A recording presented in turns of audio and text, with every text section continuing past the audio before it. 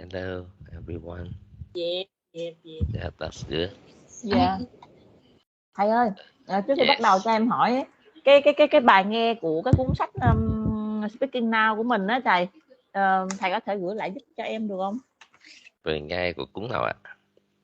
Dạ. Cái cuốn Cuốn mình đang học đó thầy, em thấy bữa thầy gửi cái bài file mềm là Speaking Now á. Speaking Now. Vâng. Cái file mềm hình như cái file đấy của trường gửi đúng không? Dạ em có file mềm mà em không có file nghe á. Ok. Dạ vâng ạ. Mình sẽ gửi file nghe lên cho các bạn. Alright. Dạ vâng, cảm ơn thầy ạ.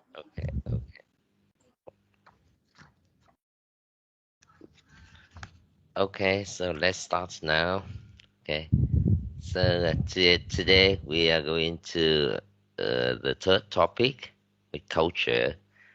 Before we go to the topic, so I think we need to spend some time reviewing the topic of Unit 2. That's about job and finding a job. So I think we should start with a listening task to, yeah, okay. So here, you are going to listen to an expert giving some guidance on how to give an answer to some job interview question. Okay. And there's something interesting about this question and the way to answer the questions. Right. And now, are you ready to hear? Yes.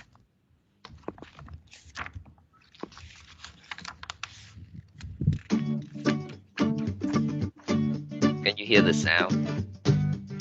Hello, my name is Niharika. Yes. Can you hear the sound? Yes. Yes. Yes. Okay, that's good. Thank you. I would like to check whether you can hear the sound from the video. Okay, that's good. When you apply for a job and you call for an interview, there are various questions that are asked. And the better prepared you are, the more successful your interview would be. Now, you might have come across various videos online that talk about the most common interview questions and answers. Now, this video would be a little different because it's not just about the questions and answers we're going to talk, but I'm also going to explain that what exactly the interviewer thinks when he's asking certain questions, what exact answers he's looking at, and what are the common mistakes that you usually do.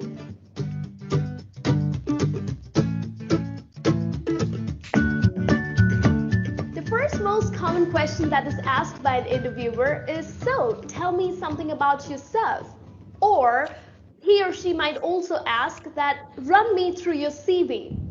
Now here, the first question, tell me about yourself. So who can give me an answer to the question? Hello, Mr. Phi Hong. Can you?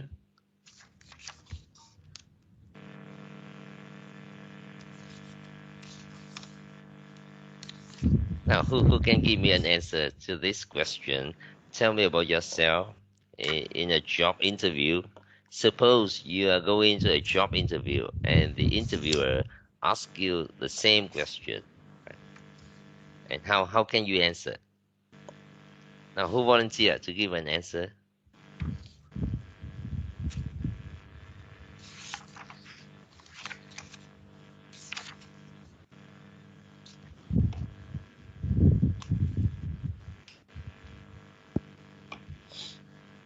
Thầy ơi, cái này là tài liệu riêng của thầy đúng không thầy, chứ không phải là trong cái sách Speak Now đúng không thầy? Cái phần sách đấy thì chúng ta sẽ được học một số vài điểm chính, sẽ tổng hợp vào sau. Còn bây giờ cái này là tại vì ở trường nó có cái trường gửi cho một cái đề cương và cái cô hiệu phó cô bảo là dạy theo cái đề cương, cho nên là tài liệu này là tài liệu tôi tự soạn và tự tổng hợp.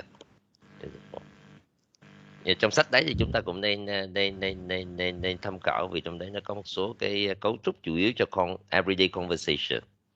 tức là trong các cái đối thoại giao tiếp hàng ngày. Right. Còn ở đây là các cái topic nằm trong cái đề cương chương trình của trường. Thì chúng ta tham khảo luôn cả hai tài liệu. Okay, now I will give you the audio file for the coursework. Speak now, right? Maybe after class today. Okay, so let's continue to see what this lady, how the lady here advised you to give an answer to this question. The viewer is not really interested in your answer. What they are looking at is your confidence, your enthusiasm, and the passion that you answer with. So it's the best time that you show off your communication skills. Okay, so when the interviewer asks you this question, so do they really want to get the information about yourself, or do they want to know something else? Because the examiner can get some information about you through reading your CV, your curriculum vitae, your application letter, your cover letter, and so actually they already know something about you. They have all the basic information about the applicant. So what do they want to know by asking this question? Thì thực ra khi interviewer hỏi câu này thì những thông tin về ứng viên xin việc họ đã có trong tay, họ đã đọc qua hồ sơ CV, tức là cái sơ yếu lý lịch, and your cover letter, tức là thư xin việc, and so they already know about you, but they still ask you the question, tell me about yourself. Right. So what do they want to know? What exactly do they want to know? Does he or she want to know? So actually, what they want to know is about your confidence, your enthusiasm, and your passion, right? But not much about your information because they already have your information. Như vậy thì bởi vì là interviewer họ đã có thông tin về ứng viên xin việc cho nên họ hỏi câu này, nhưng mà mục tiêu không phải là để chúng ta mô tả về mình, về học hành ở đâu, đã từng làm ở đâu, right? But what they want to know by asking the question, tell me about yourself.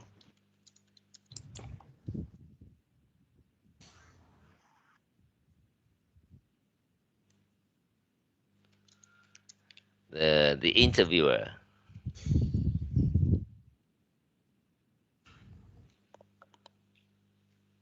want to know about your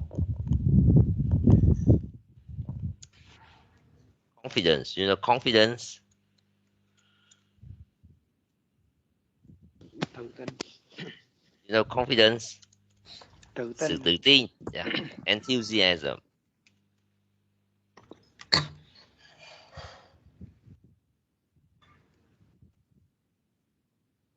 Sự nhiệt tình. And your passion.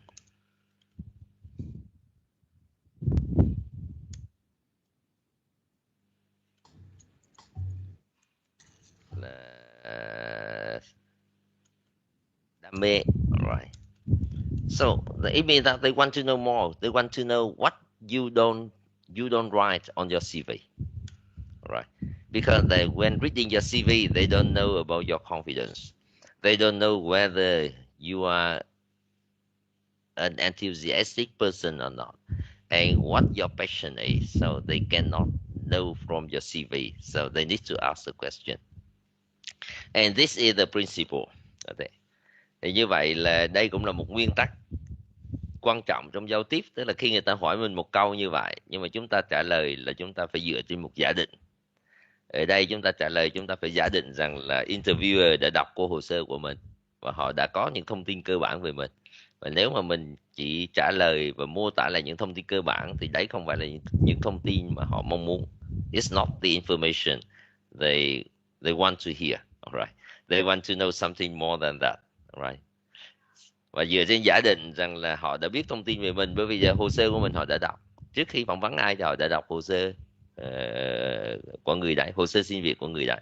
Và như vậy những thông tin cơ bản về mình họ đã biết, và chúng ta lặp lại, thì như vậy là thành ra câu hỏi đấy là câu hỏi lãng phí. So here, so they may want to know more about your confidence, your enthusiasm, and your passion. Because in your CV, you cannot express your confidence or enthusiasm or your passion, right? Bởi vì trên CV, trên hồ sơ của mình không thể thể hiện được sự tự tin hay là lòng nhiệt tình hay là niềm đam mê. And then in the interview, you need to show them your confidence, your enthusiasm, and your passion. Và công việc cũng vậy thôi. Khi mà một sếp hỏi một câu gì đấy mà chúng ta trả lời là chúng ta sẽ dựa trên một giả định rằng là họ đã có thông tin gì và thực ra họ muốn biết điều gì. Okay. So như vậy ở đây nó sẽ dựa trên một cái giả định. Right. Okay, now let's go back to this and to see what the simple answer is. Right.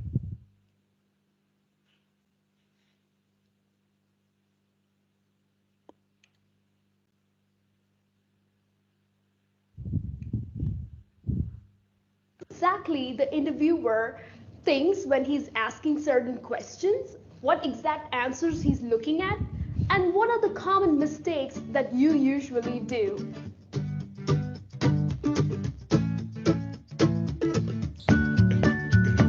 The first most common question that is asked by an interviewer is, so tell me something about yourself. Or he or she might also ask that, run me through your CV. Now here, the interviewer is not really interested in your answer. What they are looking at is your confidence, your enthusiasm, and the passion that you answer with. So it's the best time that you show off your communication skills. Now usually I have observed that many people end up saying, I love watching movies, I think I love partying, I have so many friends, so I really enjoy partying. No, that's not the right way that you answer to this question. What you need to talk about is your education, where you grew up, or you can also talk about your past work experience if you have any, and your personal interests. For example, you can say, well, I grew up in France and I studied accounting. I also worked for an accounting firm for about 8 months. And I really enjoy numbers, so maybe that's exactly the reason I love to solve them. Like, solving them is so much fun. And in my spare time, I really like reading and also go out jogging, only if the weather allows me to. So that's the way you would answer to this question. Okay, you get it? Yes? All right. So first question. So you can say something about your education. You say what you love, for example, here in the sample answer. So say, I love number, all right. I want to solve problems with number, right. And I love jogging when the weather allows. Khi thời tiết cho phép, right. So that's something. And you need to give an answer with confidence, with passion, or with enthusiasm. And yes, your communication skills. Right. Và để trả lời và thể hiện cái sự nhiệt tình, cái tự tin và cái passion của mình, thì những cái đấy nó nằm trong một cái kỹ năng gọi là communication skills. Right. Kỹ năng về giao tiếp. Right. It's important. And now let's go to the second question. What are your strengths? All right. So do you know strength, strong, and strengths? All right. So I want some of you to give an answer to this to see how you can give an answer to this. So question 1, tell me about yourself.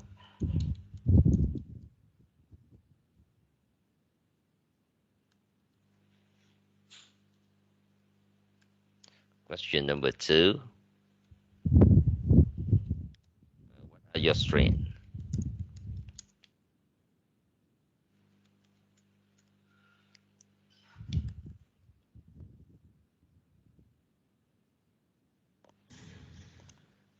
We have the SG strong, and the noun is strain, right?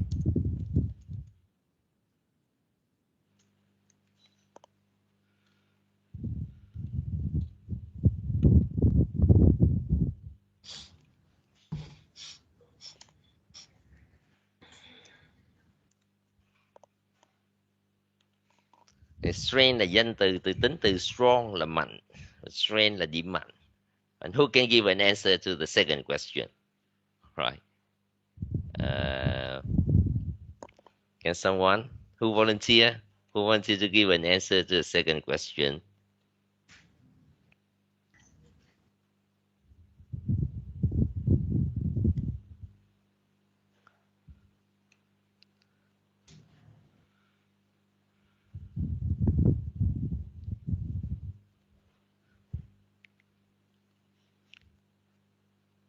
Hello, someone? Can someone? Was Duy Miên? Can you? Hello, Duy Miên. Hello. Hello, teacher. Yeah. So, can you give your own answer to the question? What are your strengths? Yes, my strength is I can work in stressful. Yeah, in stressful situation. Yeah. Yes, in stressful situation, and so,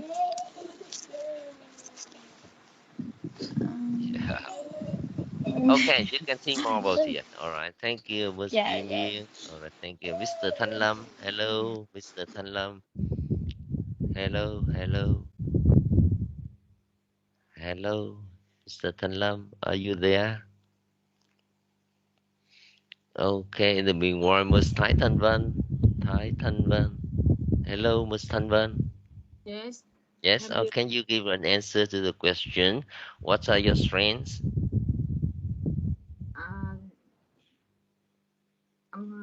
My answer is all of the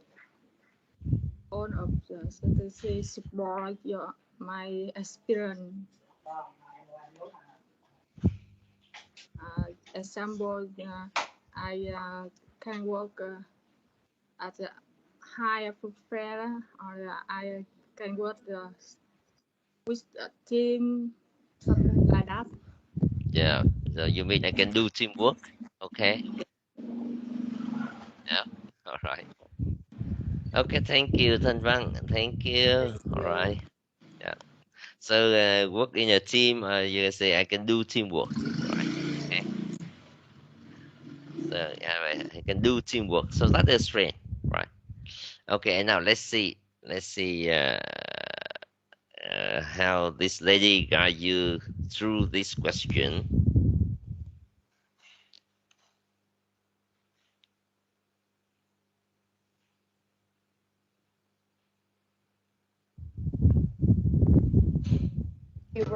Is what are your strengths? Now here the interviewer is looking at how positive you think about yourself. It's quite a general question, so there's no right or a wrong answer to it. But if you give out one-liners such as, oh, I'm a very friendly person, I love being with people and people love being with me, well, that just doesn't sound great for an interview, isn't it? So what you can say is, my strongest trait is attention to detail. I totally believe in planning and execution. In fact, even when I was in college, I used to really organize my week. And many people, because of my very outgoing nature, many people have said that I am quite approachable. So I believe these are my strengths. So here, what strength do you hear in the answer? So, what strengths are mentioned? Attention to details. Attention to details and good in organized. yeah, and organized and approachable, right? Okay, listen again this and see. Asked by an interviewer is, what are your strengths? Now here, the interviewer is looking at how positive you think about yourself. Now, what the interviewer wants to know here is they want to know how positive you think about yourself. Dạ. Người ta muốn biết mình nhìn nhận về mình theo hướng tích cực như thế nào. Alright, how positive, tích cực. You think about yourself. Right. And how to give an answer to this? It's quite a general question, so there's no right or wrong answer. There's no right or wrong answer. Tức là không có câu trả lời đúng cũng không có câu trả lời sai. Because each person has his own strength. And whether it's strength or not strength, it depends on the way you look at it. All right. So it's hard to say what is absolutely strength or what is absolutely weakness, right? So we cannot decide. So it depends on the way we look at it. To it. But if you give out one-liners such as, oh, I'm a very friendly person, I love being with people and people love being with me, well, that just doesn't sound great for an interview, isn't it? So what you can say is, my strongest trait is attention to detail. Yeah. So here, my strongest trait, đặc điểm tính cách is attention to detail. Là chú ý đến chi tiết. Wow, so it is for some people it could be weakness, but usually it is more positive than negative. So attention to details, right? I totally believe in planning and execution. In fact, even when I was in college, I used to really organize my week. And many people, because of my very outgoing nature, many people have said that I am quite approachable. I'm quite approachable. This is a very good word, right? It's hard to translate into Vietnamese, but it's easy to understand in English. It means that many can approach you, can communicate with you, all right? And so they say, I'm approachable. I'm approachable. It means many people can come up to me, can talk to me about different problem or issue or matter, right? So that is approachable. Đại loại của tiếng Việt từ này nó có dịch nó kiểu như quảng giao, hòa đồng. Người ta gọi là hòa đồng, approachable. Người dễ giao tiếp. So I believe these are my strengths. Okay, so well, this. And I see that the word approachable, people to be approachable.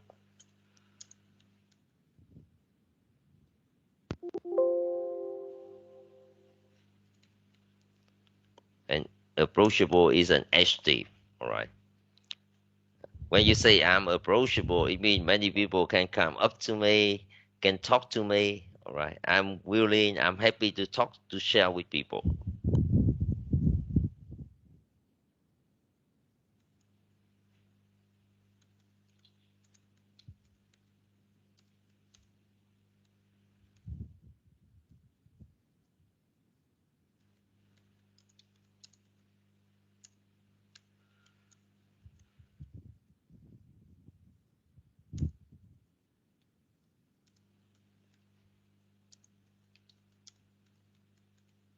So that's it. So it means approachable. Động từ approach tức là tiếp cận. Và tôi là người có thể tiếp cận đến, tiếp cận được, có nghĩa là người ta có thể đến nói chuyện với tôi và tôi sẵn lòng share, chia sẻ với mọi người. So that is approachable. Như vậy cái từ approachable này chúng ta nên hiểu bằng tiếng Anh, chúng ta không nên dịch sang tiếng Việt bởi vì không có cái từ tương đương bên tiếng Việt.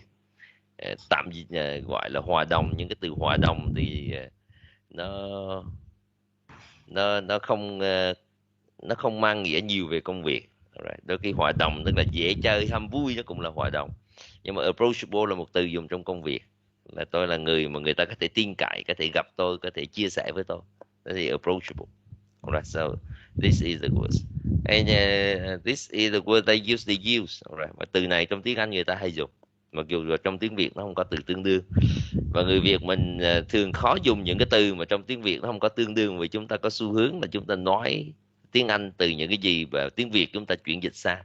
Cho nên cái từ nào mà trong tiếng Anh mà không có từ tương đương trong tiếng Việt thì thường chúng ta khó sử dụng. That is the point.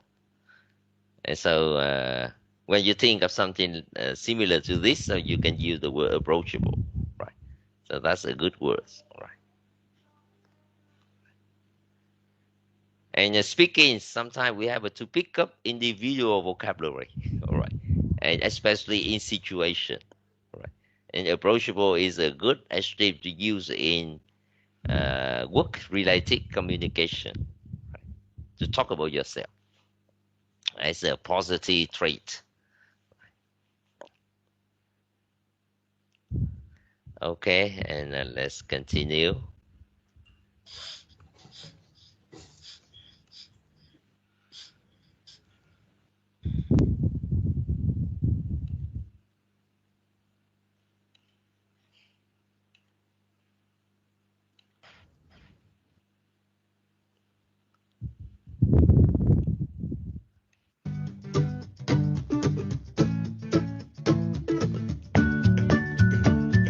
The third most common question that is asked is, so what are your weaknesses?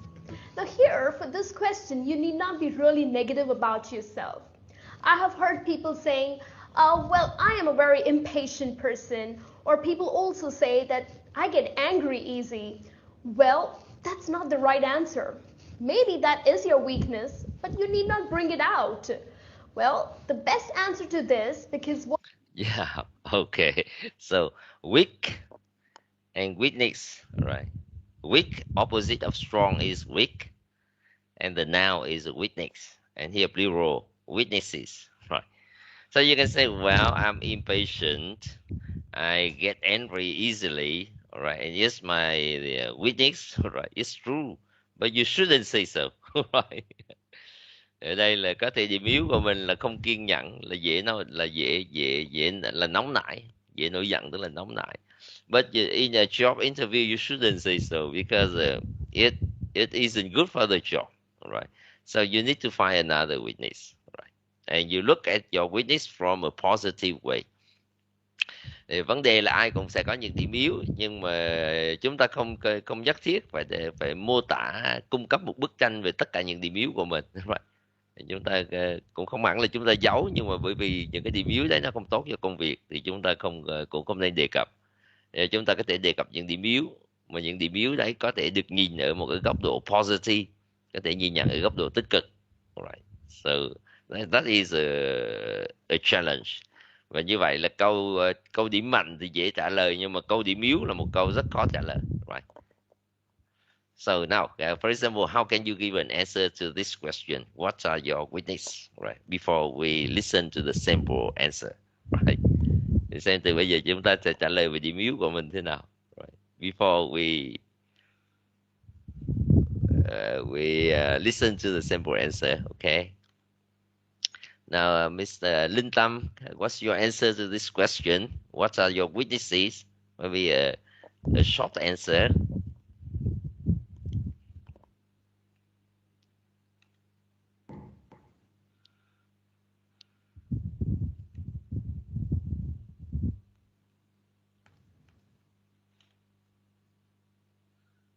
Maybe in the meanwhile. So, Ms. Minh Thùy. Hello, Ms. Minh Thùy, please.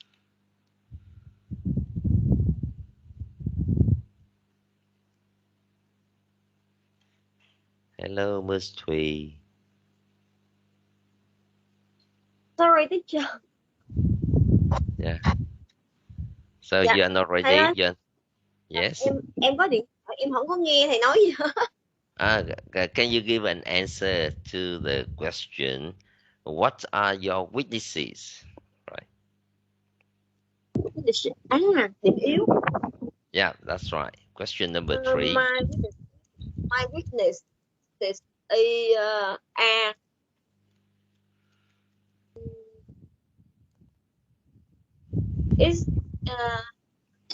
điểm yếu là gì? Yeah, that's it. All right. I easy to forget something. I can forget things easily. Easy to forget. Yeah. Forget Yeah. something easily. Có cái từ mà đãng trí là gì em quên mất tiêu rồi thầy. Absent-minded. Absent-minded. Absent-minded. To be absent-minded, right? HT, Yeah. to be absent-minded. Đăng trí. All right. Absent-minded. Absent-minded, right? Yeah. Yeah. Maybe it's my weakness.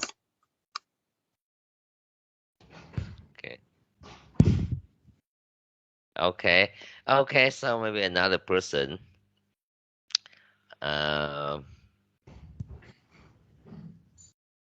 Miss, please. Miss Phương Lan. Hello, Miss Phương Lan. Hello, Phương Lan. Can you hear me? Okay, Bích Loan, can you, in the meanwhile? Hello, teacher. Yeah, Yes. hello. So what's your answer to the question? Ủa chị Phương đang trả lời hay em trả lời thầy? Mình cũng chưa. Because you don't react to my call, so I don't know who will answer. So Phương Lan, can you answer? Okay, so Bích Loan, can you wait? And Miss Phương Lan? Yes. Yeah. So can you give an answer, Phương Lan? I don't see question. Can you speak a little bit louder? Your voice too soft. I'm afraid I cannot catch your words. I don't see question. Well, a little bit louder. All right. It's very soft. All right. Too soft to be heard. Some problem with your microphone? Em không hiểu lắm thầy ơi. Okay, Miss Phương Lan. Okay, now Miss Bích Loan, please. All right, thank you, Miss Phương Lan. Hello, Bích Loan. Yes, I'm here. Yeah. Okay, so Okay. what's your point? Yes, my weakness is the talk a lot with the discussions some anything and get very get angry easily when my employees don't master my trainings for them. Yeah. All right. So talking much and get angry easily. Okay. Yes. Yeah. Okay. Thank you, Miss Lan. Okay. So now let's listen to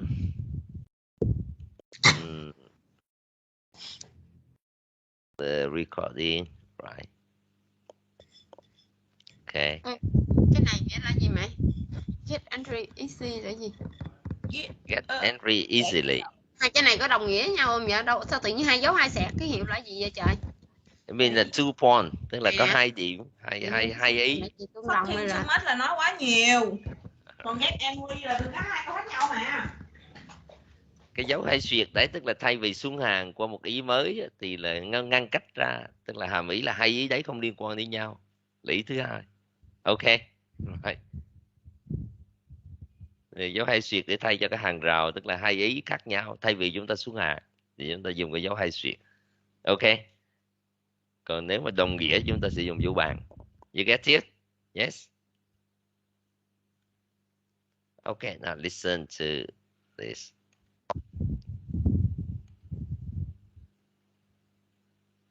Now, question number 3. What are your weaknesses? Oh, right now.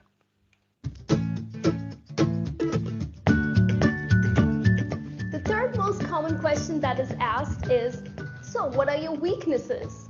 Now here, for this question, you need not be really negative about yourself. I have heard people saying, Well, I am a very impatient person, or people also say that I get angry easy. Well, that's not the right answer. Maybe that is your weakness, but you need not bring it out. Well, the best answer to this, because what the interviewer is looking at is whether you can identify your weakness and how you can cover it up, right? So one of the examples that you can use to answer this question. So here, maybe your weakness is that you are impatient. You may get angry easily, but actually you shouldn't say so. And why not? What the interviewer wants to know is whether you can identify your weakness and how you can get over the weakness. Get over, cover it up. Get over tức là sẽ vượt qua cái weakness này, khắc phục weakness này như thế nào. Như vậy mục tiêu của câu trả lời này là liệu chúng ta có nhận ra được điểm yếu không, và điểm yếu đấy thì chúng ta có cái hướng để khắc phục nó như thế nào. So that's the point, right? But not giving the weakness for the sake of weakness. Chứ không phải nêu ra điểm yếu vì nó là điểm yếu. Oh no, it's not the right way to do. Okay, right. So that's it. You can catch it again. Weakness, but you need not bring it out. Well, the best answer to this, because what the interviewer is looking at is whether you can identify your weakness and how you can cover it up, right? So one of the examples that you can use to answer this question is, well, I think my weakness is that I am way too detail-oriented. I try to accomplish everything and I just want everything to be perfect, but then I realize that I'm losing out on time. So maybe that makes me submitting these projects pretty late. So I think that is one of the weaknesses.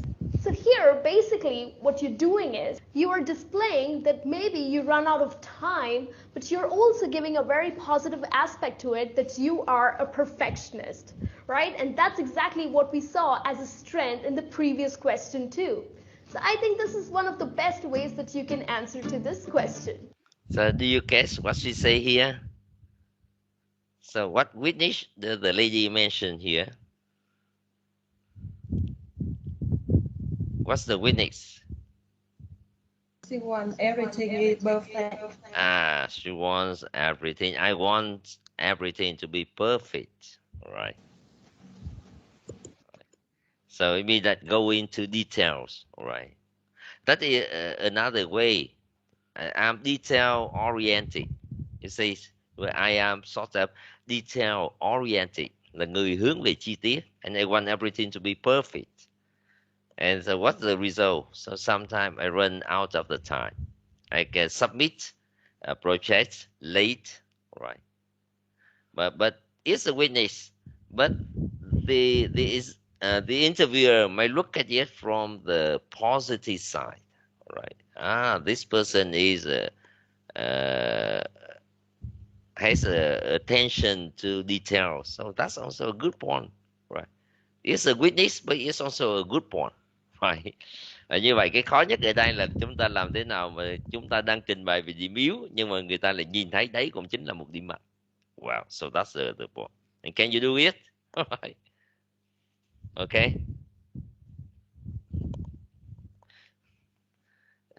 It's like a lady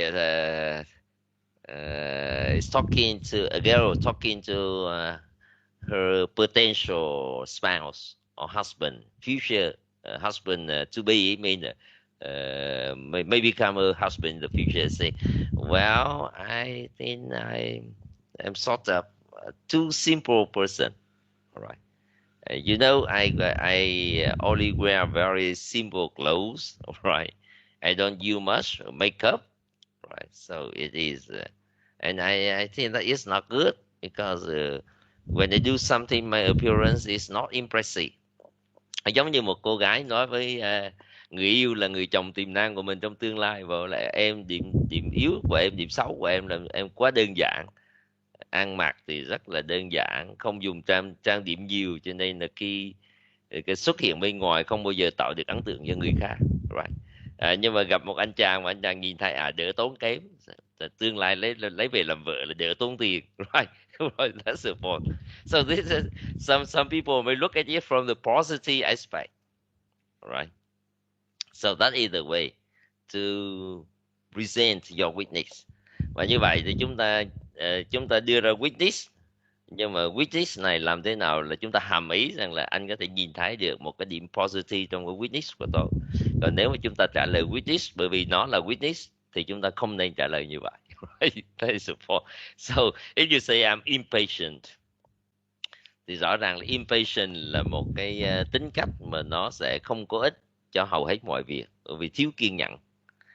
Get angry easily, nổi nóng, tính nóng giận cũng vậy. Tính nóng giận thì thường là người ta không thể khó nhìn thấy được cái điểm tích cực của tính nóng giận. Right. Mặc dù người ta trong ngôn ngữ Việt người ta bảo là cái người nóng tính thì thường họ hay nhanh quên, tức là không để bụng. Nhưng mà để mà bắt cầu được từ cái get angry easily to someone who can forget things easily, it's quite a long way, right? And so they cannot bridge between getting angry easily and forgetting or let a bygone be bygone easily, right? We have a let bygone be bygone. Hãy để cho quá khứ trở về với quá khứ, hãy trả dĩ vãng vào lại dĩ vãng. So they let bygone be bygone. And so that is a very difficult question. Nhớ trước đây tôi có dạy cho lớp sinh viên đại học ngoại thương cái môn cũng về môn tiếng Anh thương mại, thì trong đấy cũng có bài job interview, mà đến đầu khi mà bảo trả lời câu hỏi what are your witnesses, gần như không sinh viên nào có thể trả lời đạt yêu cầu, bởi vì cái câu hỏi này nó rất là khó. And here listen again to the way the simple answer. Right. It is rather interesting. The third most common question that is asked is, so what are your weaknesses? Now here, for this question, you need not be really negative about yourself. I have heard people saying, well, I am a very impatient person, or people also say that I get angry easy. Well, that's not the right answer. Maybe that is your weakness, but you need not bring it out. Well, the best answer to this, because what the interviewer is looking at is whether you can identify your weakness and how you can cover it up, right? So one of the examples that you can use to answer this question is, well, I think my weakness is that I am way too detail-oriented. I'm way too detail-oriented. Detail-oriented tức là người mà hơi quá hướng về chi tiết, right? Tỉ mỉ, chi ly, chi tiết. I try to accomplish everything and I just want everything to be perfect. I want everything to be perfect, right? Người ta gọi là người cầu toàn, right? Thì cầu toàn nó cũng là một điểm yếu, nhưng nó cũng có thể là điểm mạnh. It depends, right? But then I realized that I'm losing out on time. So maybe that makes me submitting these projects pretty late. Nhưng mà ở đây là nó có cái hay là người ta còn lý giải vì sao mà họ là cái điểm mà người ta nêu ra là điểm yếu. Bởi vì ví dụ như là tôi sẽ không có đủ thời gian, không kịp để làm những cái gì đấy chẳng hạn. Vì nếu mà chúng ta không lý giải thì người ta bảo chúng ta nói như thế thôi, nhưng mà là nói cho có nói. Nên thường là để thuyết phục thì chúng ta phải lý giải. So you give the reason and it's important. Right.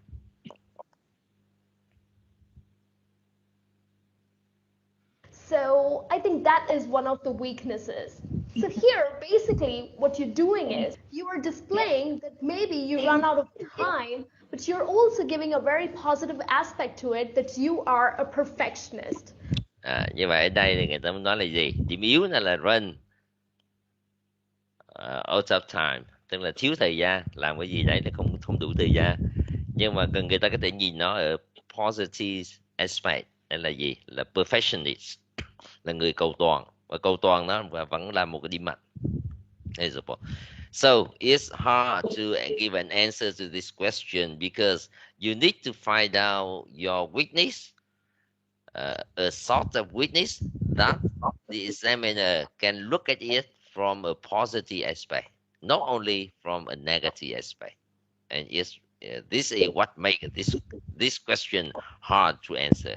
Okay. And now, so think about your answer to this question. Rồi bây giờ chúng ta thử trả lời cái câu hỏi này from your in your view, right? From your point of view. So what's your answer?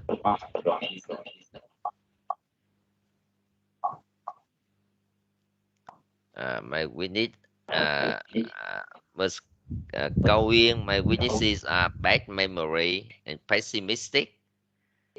Oh, hello, Câu Yên. Hello, Câu Yên. Hello. Hello, hello, Câu Yên. Yeah. So by describing yourself as a person with bad memory and sort of pessimistic, so what positive aspect do you hope the interviewer can look at you? Any positive aspect? Positive. To look at bad memory or pessimistic, being pessimistic.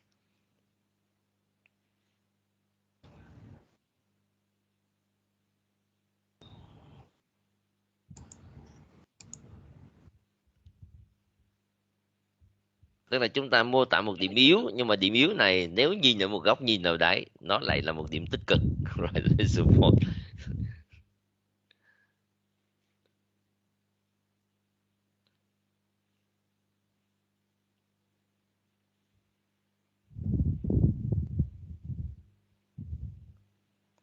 Yes, Yeah. Okay. So any positive. Positive. Yeah. Anything good about bad memory? All right.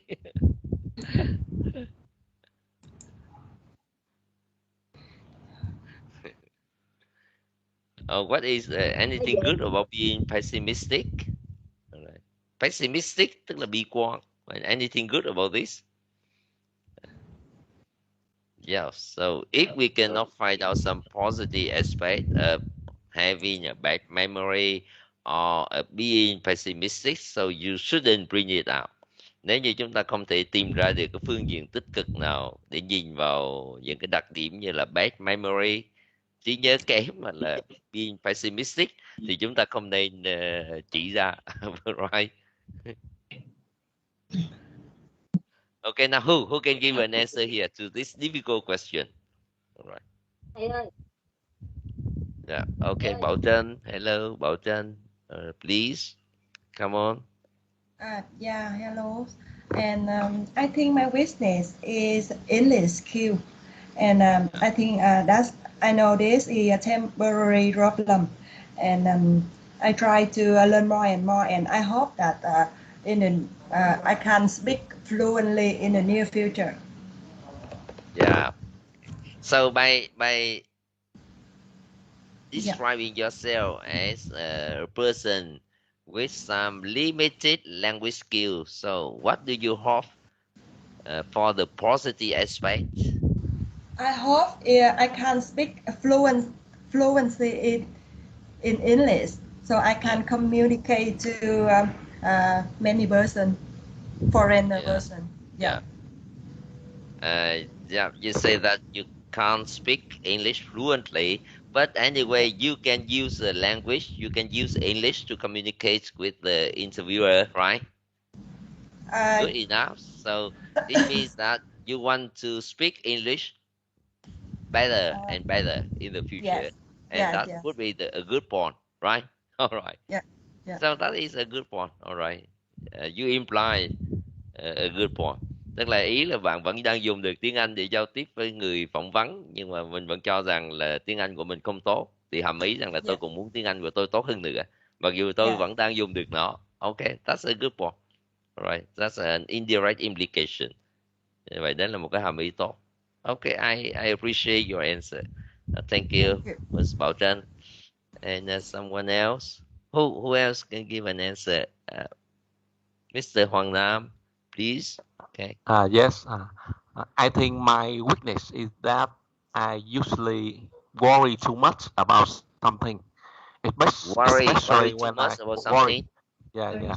Yeah. Especially when I join or implement a project, I usually devise many bad condition or many difficulty, too many difficulty that I might need when meet when I implement the projects, and Yeah. I uh, devise many methods to solve for the predicted bad condition.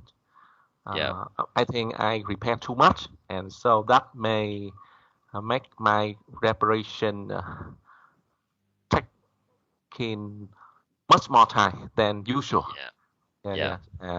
But when it's the good point is that if I really meet the difficulty, I have an available plan to solve. I think that I'm a little pessimistic. Yeah. Okay. So thank you, Mr. Na. All right. So you have a good point. However, there's some problem with your microphone. All right. So it's a little bit. Sometimes it's hard to catch your words. Right. Okay, well, that's good. Well, thank you. Who else? Who else wants to give an answer to this question? Bihan, please. Okay. My weakness is workaholic. I think workaholic I am a workaholic. is I'm good. sort of workaholic. All right. Yes, I think this is good for me if I work alone. But if I work with my team for some stuff, I think if I work more than my team, because I complete my task fastly. So maybe I will. It make me lack of cooperating with my team. I think Yeah. it's my weakness. Yeah, I see. Okay, that's a good point. But you can explain it this way. Yeah, because I'm workaholic and I want to complete the work as soon as possible. So sometimes I may put some pressure on the team member, right? And, and I may put some pressure on the team member, tức là tạo áp lực lên những cái thành viên khác trong team. Right, so that is a weakness. But anyway, we can also look at it from the positive point, right? Okay, so that's a good. Okay, and Ms. Bích Loan, please. Hello, Yes. Bích Loan. Yes. Yeah. What's your point? Yeah. My weakness, I'm easy to trust people. So many people have this decided me. But it also my chance. I'm friendly and have more friends. Yeah. So again, well, what's your weakness? Yeah. I'm a person easy to trust people. Easy to trust, right? Yeah, to trust people. Easy Yeah. to trust in people. Okay. Yeah. So many had the deceive me. Deceive. Yeah. All right. Yeah, deceive me. Sometimes I may yeah. be deceived. All right. Money. But it also my chance. Yeah. Okay. I'm friendly and have more friends. Yeah. Okay. Okay. So I can trust people easily. All right. You can say I can trust people easily. All right. Yeah. Yeah. And well, okay, that's a good point. And Mr. Phi Hong here so say I was so focused on my gait. What do you mean by my gait? On my gait that I used to usually skip meal. Alright, so what do you mean by my gait? Ý của anh Hùng ở đây nói my gait nghĩa là gì ạ? Focus on my gait. So what does the gait mean? Hello. Maybe the target. My target? I don't know gait, so what gait? What it means? Okay.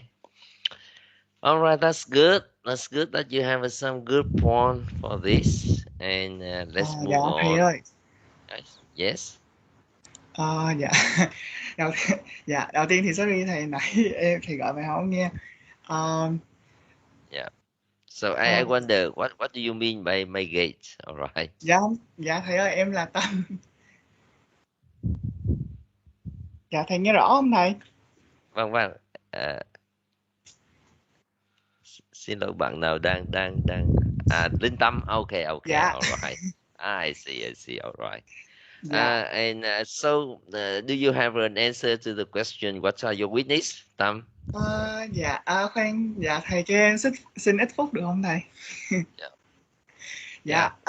Đầu tiên thì sorry thầy, nãy giờ em vừa nghe vừa nấu ăn cho nên là không có nghe thầy. Okay, no problem. So you can give an answer to the question. All right. Nhưng mà cái đó không phải là cái vấn đề chính. Vấn đề chính là mặc dù là bữa nay cũng qua 20 tháng 11 một chút xíu rồi, nhưng mà lớp em có một món quà tinh thần muốn gửi tặng cho thầy. Thì cho em xin phép được xem màn hình khoảng chừng 5 phút nha thầy. Okay. So I will. Yeah, all right. So you can use the screen now. All right. Yeah.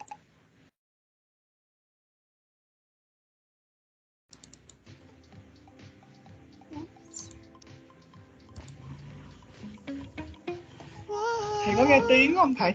Yes. Dạ rồi. Dạ thầy chờ em xíu. Rồi.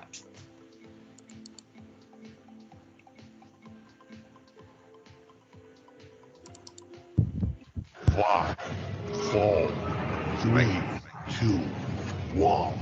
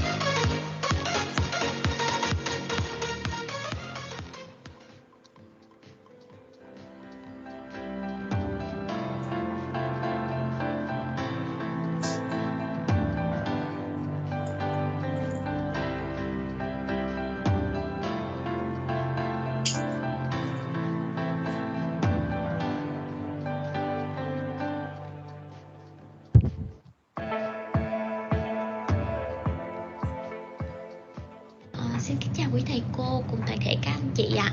Như ban đầu lớp có bàn bạc với nhau là em sẽ quay một đoạn clip nhỏ để gửi đến các thầy cô những cái lời chúc bằng tiếng Anh. Tuy nhiên là em cảm thấy là thời điểm này bản thân em chưa thực sự được tự tin, nên xin phép được gửi đến các thầy cô những cái lời chúc tiếng Việt. Thì em cùng cả lớp xin kính gửi đến các thầy cô những lời chúc sức khỏe, những lời chúc tốt đẹp nhất.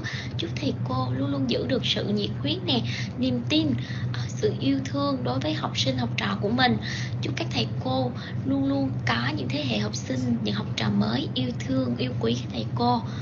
Và chúng em rất là cảm ơn quý thầy cô vì những cái bài giảng, những cái lời giảng không chỉ trong cái môn học mà là những cái bài học về văn hóa, về con người, về tất cả những cái thế giới mà chúng em chưa từng được chạm tới. Và một lần nữa em xin kính gửi đến các thầy cô những lời chúc tốt đẹp nhất, và hy vọng là một ngày không xa chúng ta sẽ gặp nhau ở ngoài nha. Happy Teacher Day. Hello teachers, I'm a student of Văn Hiến University. I feel extremely lucky that I have you as teachers. On the occasion of Teacher Day, I want to express my appreciation, my thankfulness for your patience, your kindness, and willingness. Thank you for everything you have done for us. I would like to send a best wish to you. I wish you are always happy and healthy in life. Thank you and happy Teacher Day! My name is Nguyễn Đạo Tâm, and first of all, I would like to say hello to our beloved teachers.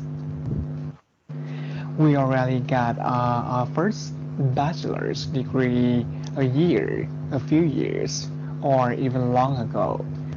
I guess this is our very first time doing a second bachelor's. I think not only I but also my classmates did feel shy, awkward, and uncomfortable in the first place when going back to university.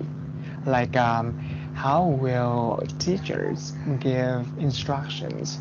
Will there be a lot of homework assignments, or are teachers so strict, like the way they sometimes are when teaching students who just graduated from high school? However, it's been approximately 1 month or so, though some of us previously had trouble catching up with lessons delivered in class. Now we get used to it.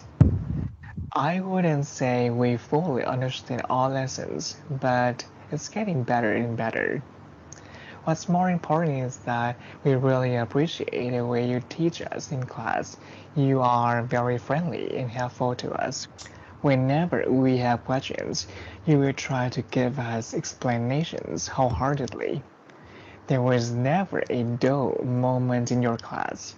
You ignited our passion for English. It is not only on November 20th that I remember you. For me, every day is November 20th.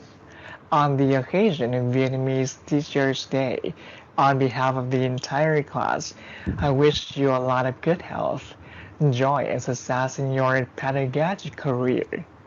Also, I would like to pass our thanks on to you for all that you have done to us and for being our teachers. We love you.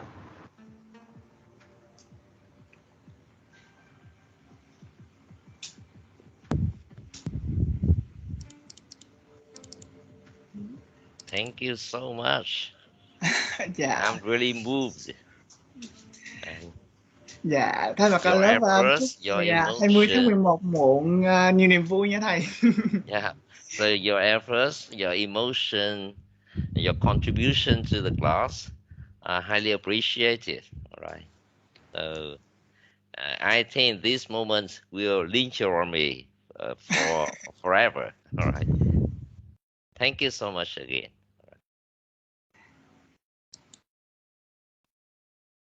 Okay, thanks.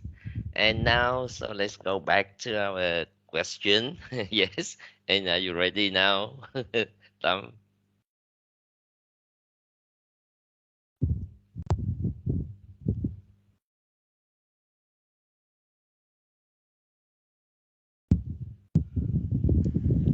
Thầy ơi, cái câu hồi nãy là thầy hỏi là focus on my gate ra là thầy hỏi anh Hùng à?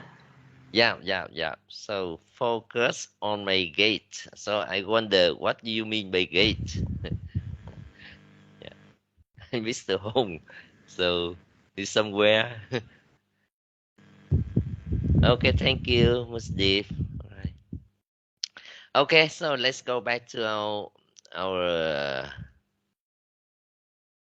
video. See, yeah, and what's the simple answer then?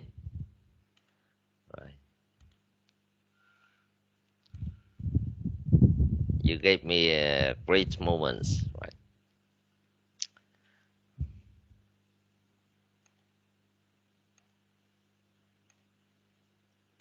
Person, or people also say that I get angry easy. Well, that's not the right answer.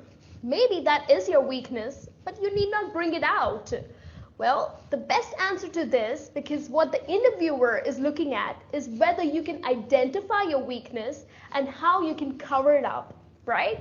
So one of the examples that you can use to answer this question is, well, I think my weakness is that I am way too detail oriented. I try to accomplish everything and I just want everything to be perfect, but then I realize that I'm losing out on time. So maybe that makes me submitting these projects pretty late. So I think that is one of the weaknesses. So here, basically, what you're doing is you are displaying that maybe you run out of time, but you're also giving a very positive aspect to it, that you are a perfectionist, right? And that's exactly what we saw as a strength in the previous question too. So I think this is one of the best ways that you can answer to this question.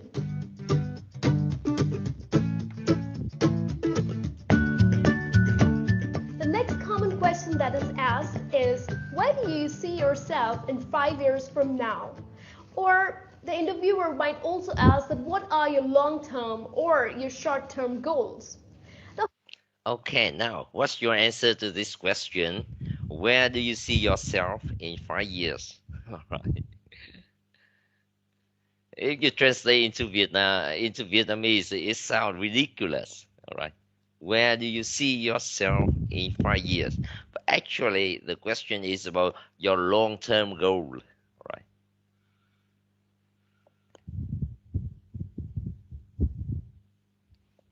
And who can give an answer to this question?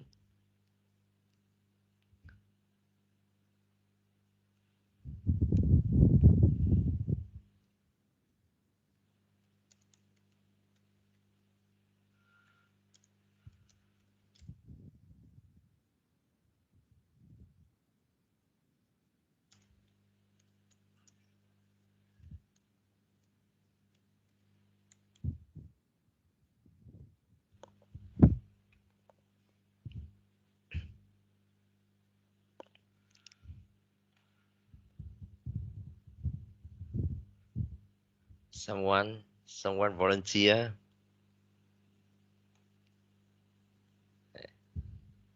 Hello, Mr. Lê Văn Tám. Can you?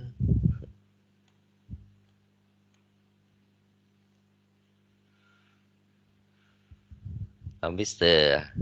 Hữu Chí, have you got any idea? Không được thầy ơi. Okay. So yeah. So Nghe maybe thôi next thầy time. nha. Okay, so next time. Okay. Em lên 8 em nghe thôi thầy ạ. Yeah. Thank you, teacher.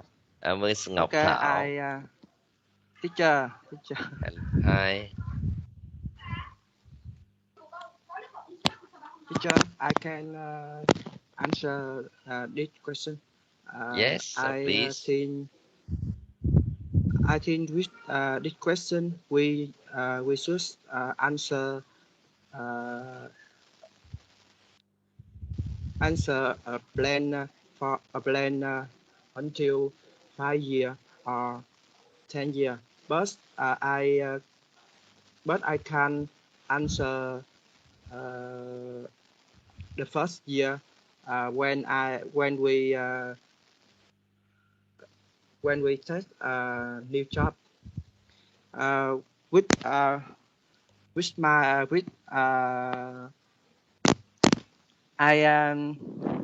will answer the first year.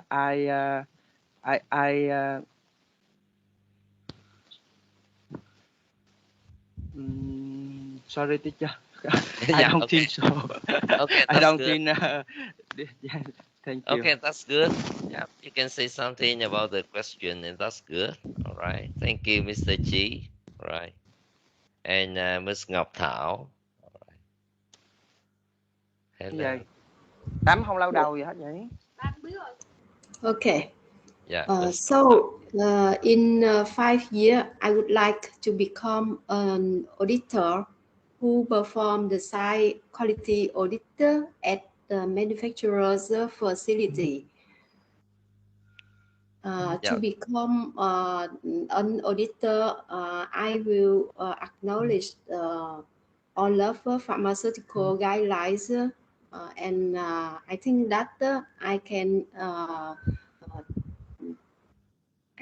achieve I can achieve whatever I expect to become an auditor. Yeah. Okay. So auditor in the pharmaceutical industry? Yes. Yeah. Okay. Auditor. But I wonder what about the let's see responsibilities of an auditor in your discipline, in your area. Usually in Quality controller is it yes, similar to a quality controller? not exactly as a quality controller, because I'm working at the quality assurance department, and in the pharmaceutical company, whenever we would like to buy material, we need to qualify the manufacturer to see if they comply with our specification. Yeah. So we need to perform the one of the qualification tasks. We need to perform the quality, the site quality audit. It means that we come to the manufacturer industry to perform the audit to see how they produce the product that supply to us, and to see how they handle the product from their site to our facility.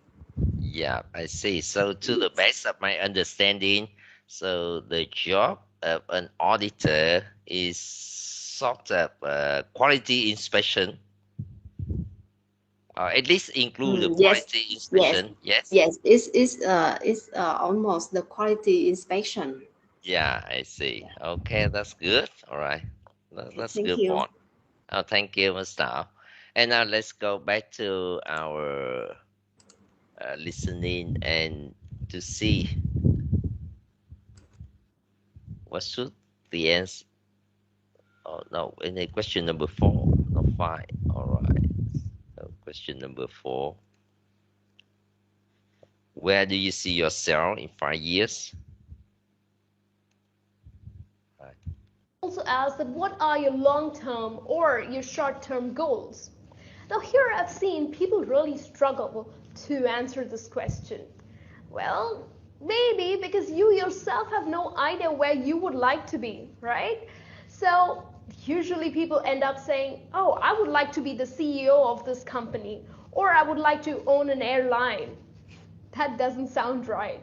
So what a good answer to this question would be, because here the interviewer is looking at how committed you are going to be to this company, right? A very clear path. How committed? You know, committed.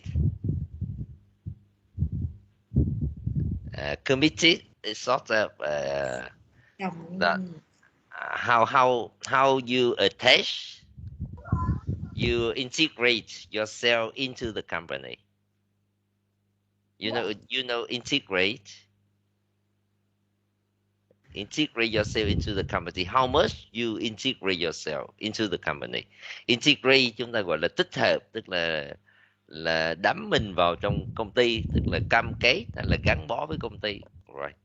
So in emotional, we can say how much attached you are to the company, and we have a theory of theory attachment. Chúng ta có một lý thuyết trong tâm lý học gọi là theory of attachment. Nhưng thường thì nó dùng để diễn tả các mối quan hệ về tình cảm, nó xuất phát từ cá nhân. Right. Còn ở đây commit tức là gắn bó, nhưng gắn bó mang nghĩa công việc, gắn bó với một sự cam kết. So that is to say how committed. And you see, the examiner want to know how committed you are to the company. All right. But they don't say how attached, but it is sort of attached. Right.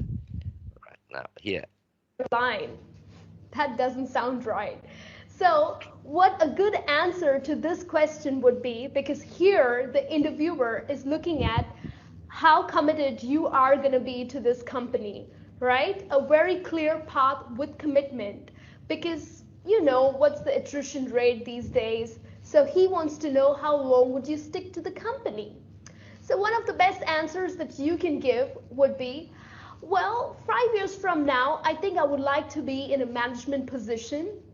Till then, I would like to gain practical experience and then eventually become a manager. Of course, I would like to share and also learn a lot of new things from my team members. Yeah. Okay, so you hear some words here. How committed you are going to be with the company? What's your commitment? So this is question number 4, not question number 5.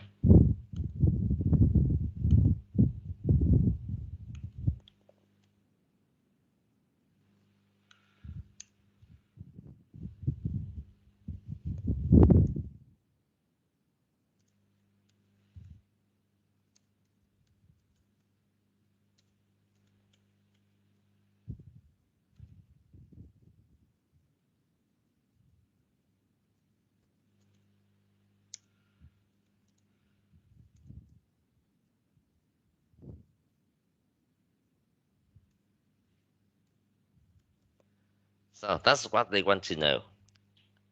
How long you stick to the company? Stick to the company. Right. Gắn bó với công ty. That is the point. So, and in social aspect, and I don't mean work related aspect, but in the social area. So we have the theory of attachment, and this theory is very interesting. All right.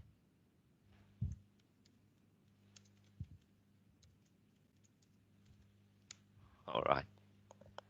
Okay, good to be in the management position. So that is the answer from the video. All right. And if you have some time, you can go to Google to get to know about this theory. It's a theory of attachment and very useful for you in your life, in social interaction, in communication, right?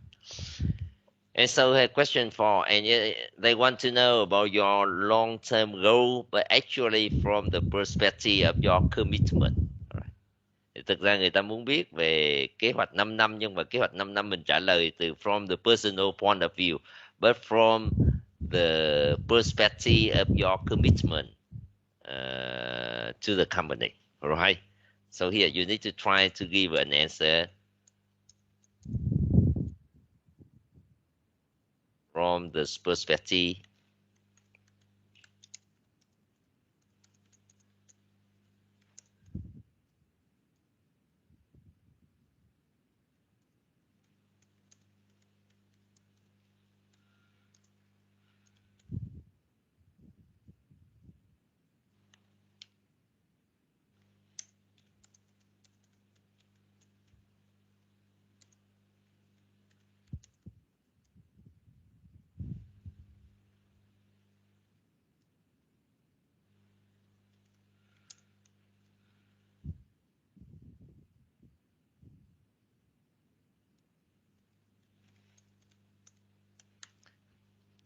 So try to give an answer from the perspective of your commitment to the company rather than from your personal perspective. All right.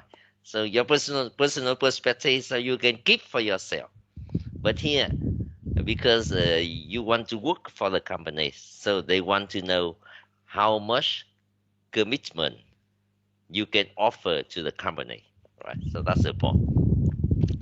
Và như vậy mọi câu trả lời nó phải theo quy chiếu liên quan trong mối quan hệ với company, mà không phải là từ cái personal perspective. Okay. And now let's go to the next question. Right. Let's go.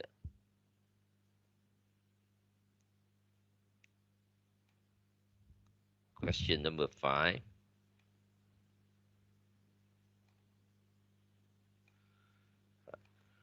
From my team members.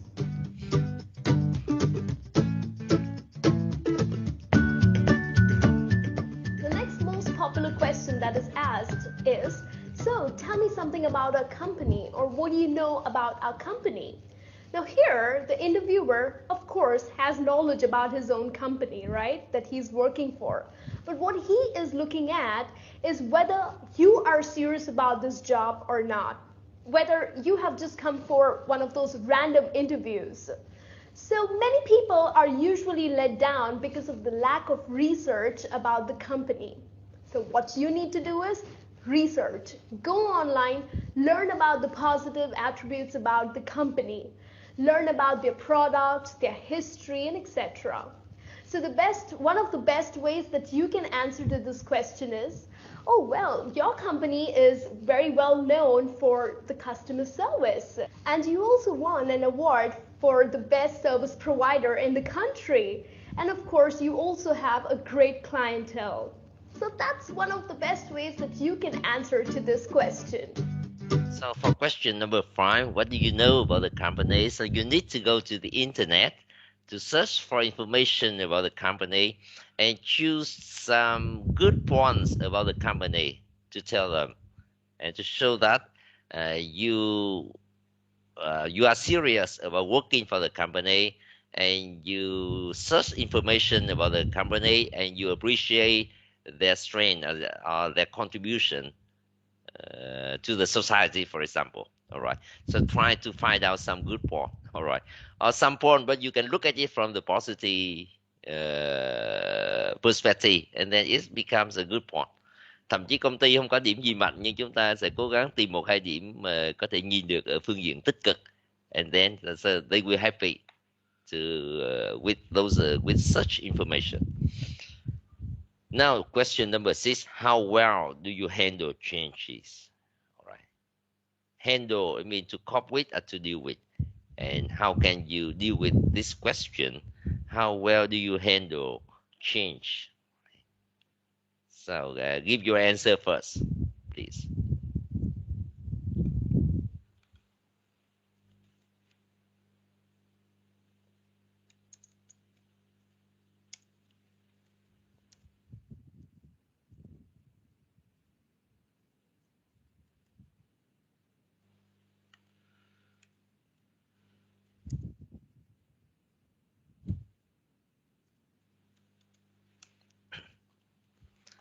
So you have some synonym verb that is to cope with or deal with, the same as handle.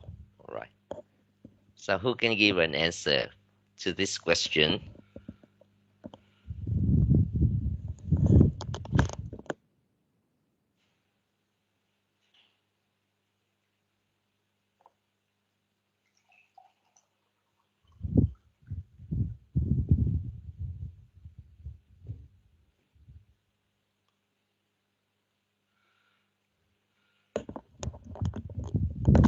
Mr. Nam, do you want to talk? Hello, Mr. Nam. Nguyễn Hoàng Nam. All right. I see you raising hand. Someone, there's anyone who can give your point?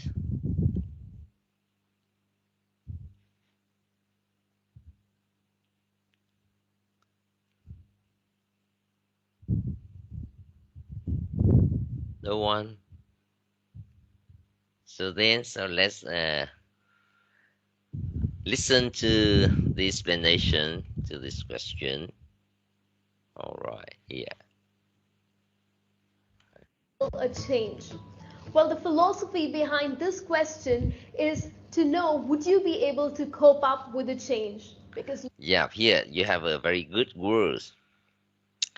Remember, in your spoken language, in your talk, if you can use some good words, so the partner will appreciate it. And here the good word is the philosophy behind.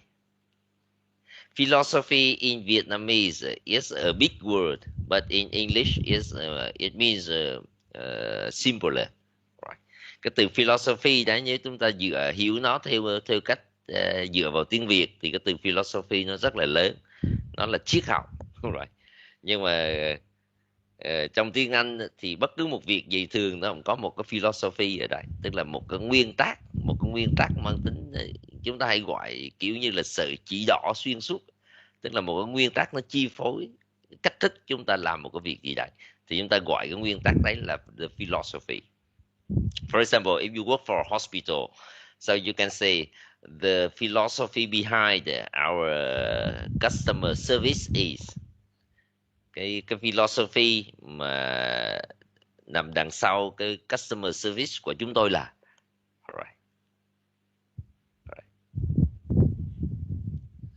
Blah blah blah. Right. So that is it. So everything that you do, you should have the philosophy behind it. Right. So it's not that big like in Vietnamese, like the word triết học in Vietnamese. Right. I don't know where something we can say triết lý, right. Nguyên tắc hay là triết lý. Như vậy chúng ta có thể hiểu philosophy ở đây với một cái nghĩa hẹp hơn, đó là một cái nguyên tắc để xử lý một cái việc gì đấy, hay một cái triết lý, tức là nó ở cái cấp độ trừu tượng hơn và nó chi phối đến cái quy trình xử lý, quy trình làm một cái việc gì đấy, quy trình giải quyết một cái việc gì đấy, thì người ta gọi nó là philosophy. Right. So here, don't base yourself on the translation into Vietnamese because it's hard to understand the term philosophy in English. Right. And now, so listen to this lady's explanation to this. Right. The most common question that is asked is, how well do you handle a change? Well, the philosophy behind this question is to know, would you be able to cope up with a change? Because usually companies definitely come up with different strategies. Employees come and go. So would you be able to handle that? People usually end up saying, oh, of course, I am great at handling a change. Well, trust me, the interviewer would not be impressed with the... Yeah, this is the way. I guess some Vietnamese people may give a similar answer. I'm great at handling change. Tôi có khả năng xử lý các cái thay đổi rất là tốt. But you don't give any example to support your point. Right. Thì tôi không biết thế nào, nhưng mà in my experience, I have met many Vietnamese people who usually speak big words and big idea, but without any supporting point or supporting arguments, and it's hard to believe. Ví dụ trong quá trình tôi đi phiên dịch thì rất nhiều khi là bọn tay nó hỏi lại nó là what exactly do you want to know? Tức là người Việt đôi khi mà thường tôi phiên dịch cho lãnh đạo, right? To my boss, right? Especially when I was young, right? So I found it strange, but now I got accustomed to it. I know that some people tend to use big words. Đôi khi hỏi những câu hỏi nó rất là lớn và bọn tay nó không trả lời được, buộc nó sẽ hỏi lại, nó hỏi là what exactly do you want to know? Thì chính xác ra là ông muốn biết về cái gì, bởi vì câu hỏi lớn quá nó không trả lời được. Thì khi trả lời cũng vậy. Ví dụ như ở đây là bà này vừa mới đưa ra ví dụ là gì, I'm great at handling or coping with change. Tôi có thể xử lý những thay đổi nó rất là tuyệt vời. But they don't say anything else.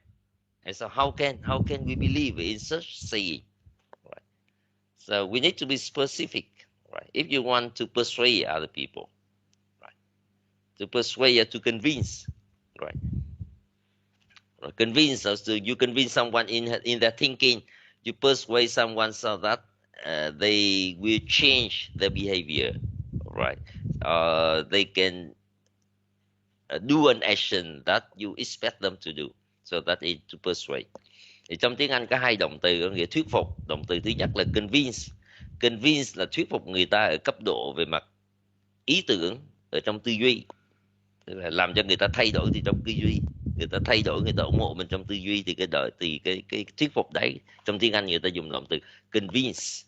Nhưng mà thuyết phục người ta về hành vi để mà cho người ta thực hiện những hành động mà như mình mong muốn thì sẽ là persuade. Alright. So there are two levels. Alright. The higher level, the more abstract level is convince. And the more specific level is persuade. Nhưng mà dịch sang tiếng Việt thì đều là thuyết phục. And here, so let's continue with this. To handle that. People usually end up saying, oh, of course, I am great at handling a change. Well, trust me, the interviewer would not be impressed with this answer. How you can answer to this question with an example would be, well, of course I can handle a change because in my previous company, one of our immediate bosses had to quit, and there was this new boss who came in and he had completely changed a strategy of a project. So of course I'm very flexible and hardworking too. So we managed it with our team efforts, and definitely the results were pretty good. So this is the way that you could answer to this question. So here, in a simple answer to the question, so she gave an example. When a new boss came and with new strategy, so the team had to make efforts, of course, with the candidates' contribution, and finally the project end up with some good result, or fairly good results. Right? So that is a way to answer. So you need to give an example. And in your example, you show that you had the ability or you managed to handle change. Ở trong tiếng Anh còn có một cái động từ nữa rất là hay, đó là động từ manage mà chúng ta vừa nghe. Thì những động từ này là qua tiếng Việt chúng ta không dịch được. Nhưng mà chúng ta muốn dùng nó là chúng ta phải hiểu bằng tiếng Anh được thì chúng ta mới dùng được. Còn nếu mà chúng ta dựa vào tiếng Việt thì chúng ta không dùng được những động từ này. Well, trust me, the interviewer would not be impressed with this answer. How you can answer to this question with an example would be, well, of course I can handle a change because in my previous company, one of our immediate bosses had to quit, and there was this new boss who came in and he had completely changed a strategy of a project. So of course I'm very flexible and hardworking too. So we managed it with our team. We managed it. And là manage là xử lý và xử lý thành công. For example, the boy managed to swim across the river. Thì manage ở đây nó tương đương với hai động từ tiếng Việt. Thứ nhất là tried, cố gắng, và thứ hai là do it successfully, cố gắng nhưng mà làm thành công và làm được việc, thì lúc đó chúng ta mới dùng manage. Còn nếu dùng try thì là cố gắng nhưng không biết có thành công hay không. Và một khi mình làm việc gì mình đã nỗ lực và mình đã làm thành công thì lúc đấy mình sẽ dùng động từ I managed to do it, tức là tôi đã cố gắng làm nó và tôi đã làm nó thành công. Và như vậy động từ manage đấy nó phải tương đương với một lúc là hai động từ tiếng Việt cộng lại. And so that is not many Vietnamese people, especially at the early stage of learning language, can use this verb. Thì với những người mà chưa có nhiều kinh nghiệm để sử dụng những động từ này thì thường là không nhiều Vietnamese speaker có thể dùng được cái động từ manage. Right. So that's the point. And if you can use those verbs, it's good. Team efforts, and definitely the results were pretty good. So this is the way that you could answer to this question.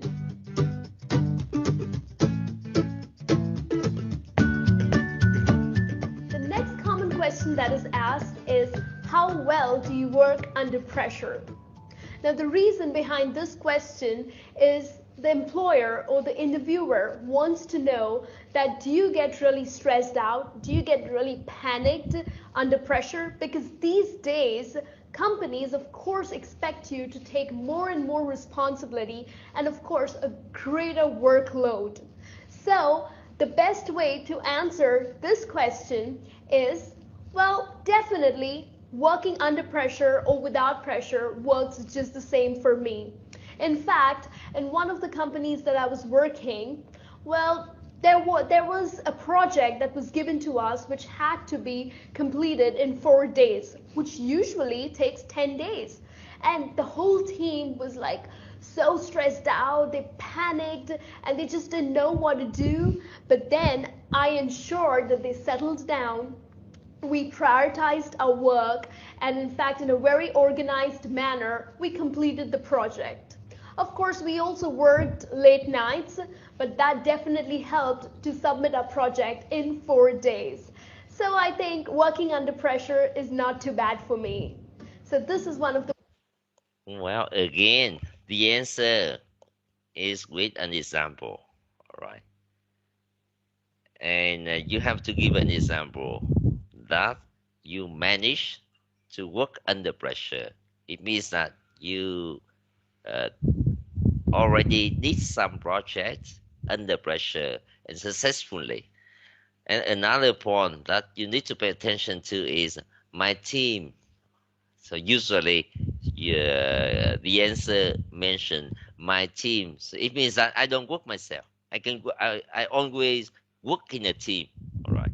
And I was successful together with my team. So you can mention both. First, you are successful in working under pressure, but you also can work very effectively in a team. Right? So that's what you show the interviewer. And we go to the final question. The best ways that you can answer to this question.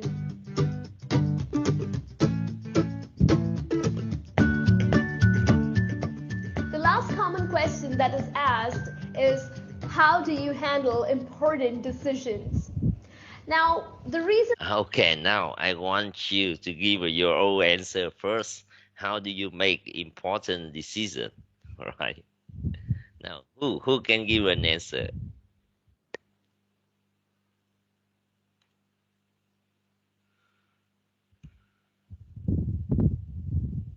How do you make important decisions?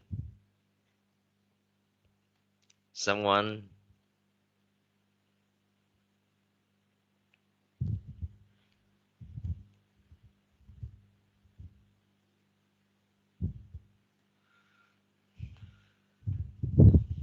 Anyone who wants to talk?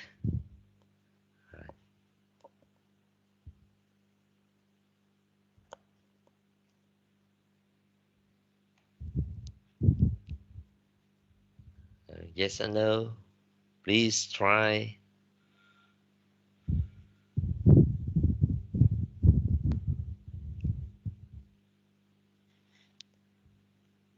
Hello, Ms. Xuân Diệu. Can you?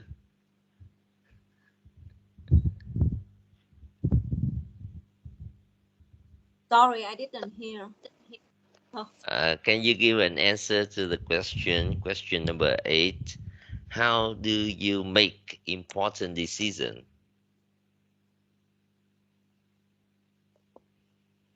About what?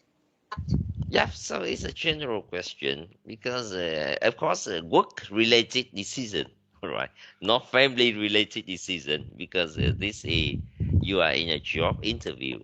So when they ask the question, how do you make important decision? So of course, it is about work-related decision. So I think if I make the important decision, I need to consider pro and con first.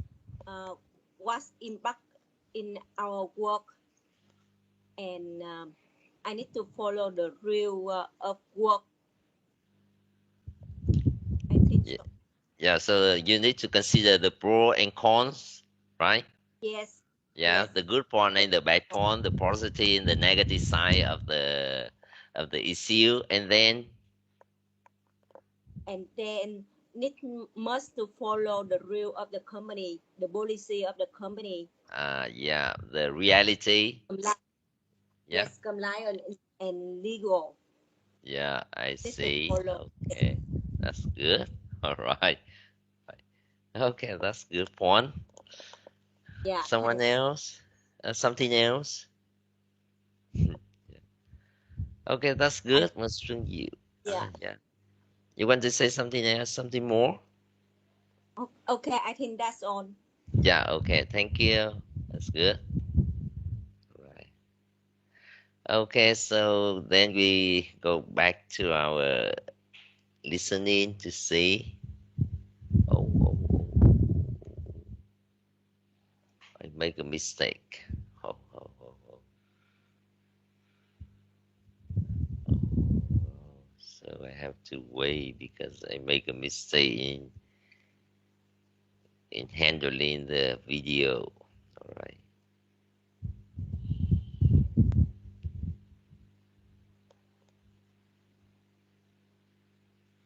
Ooh, ooh, ooh, ooh, ooh.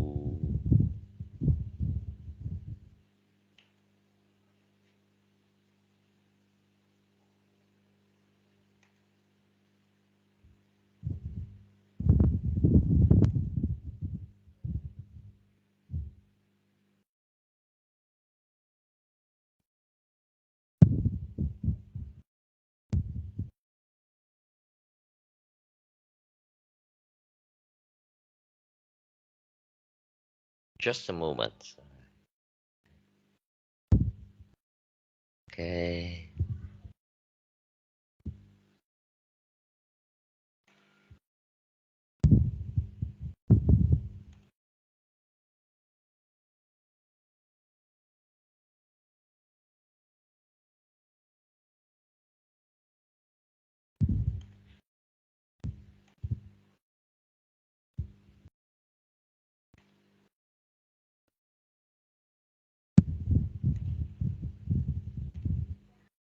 Yeah.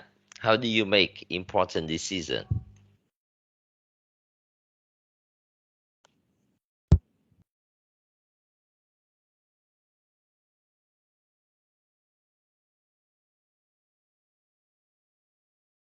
Teacher, không có tiếng Yes. rồi, không có tiếng. Oh, Không có nghe tiếng được đó thầy. sorry. Just a moment. Oh, how come? How come? Right.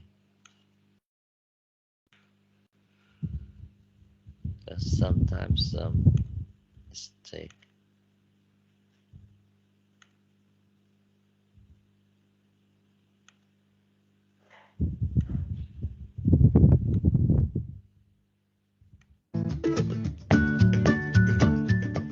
The last common question that is asked is, how do you handle important decisions?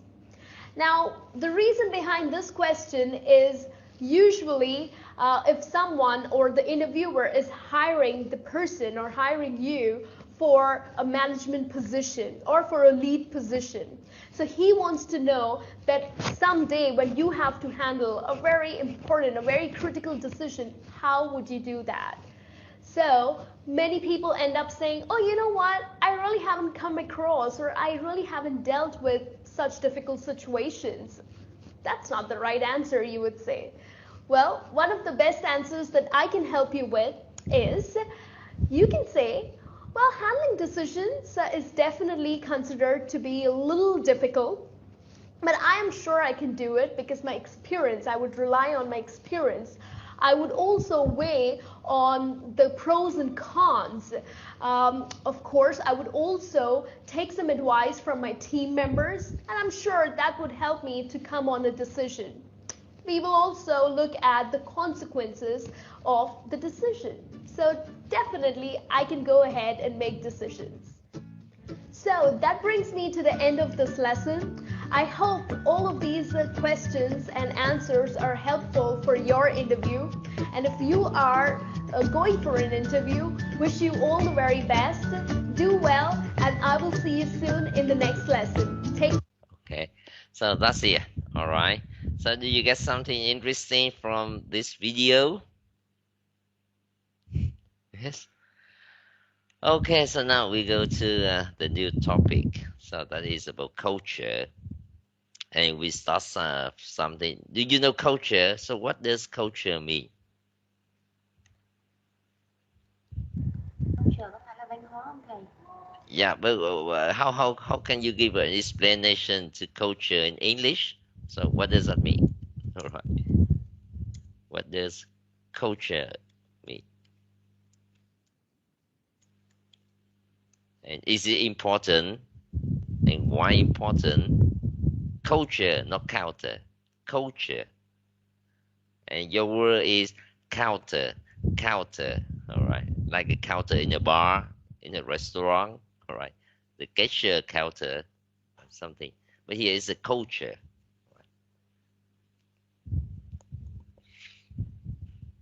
Good, the custom, all right, custom, right? Custom is culture.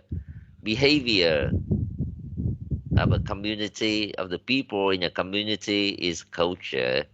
So either way, are the clothes you wear part of culture?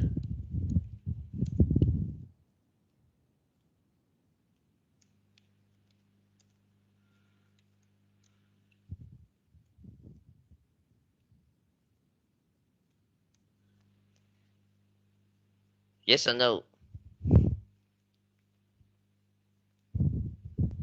Are the clothes you wear part of culture? Yes or no?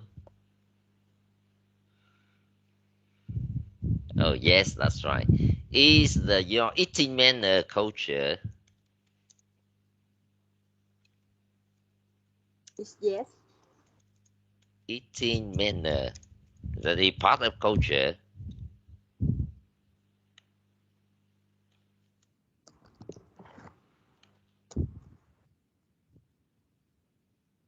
Yes? Yes. Yes, all right. And is the type of handbag you use part of the culture? Yes or no? Yeah. I don't think the handbag. I think it's not a part of culture.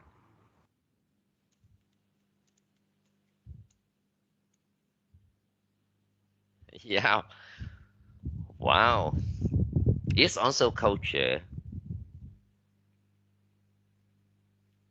Can you explain a little bit about It's handbag? not about the cost of the handbag, but it's about the type of handbag.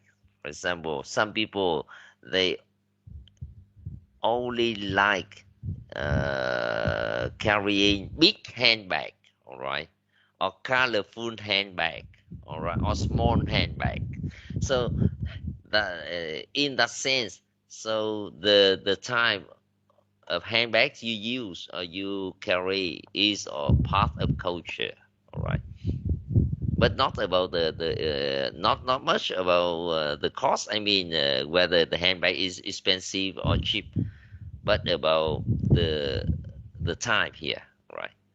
Like, well, eating by hand as Indian, that is culture.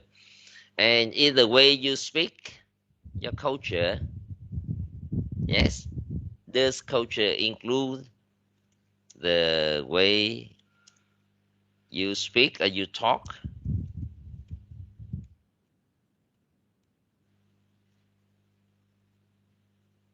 Yes or no?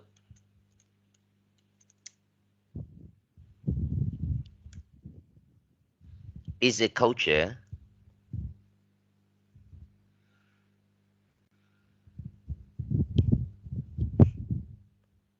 Here, the way you speak or you talk. So, do you think it's culture or not?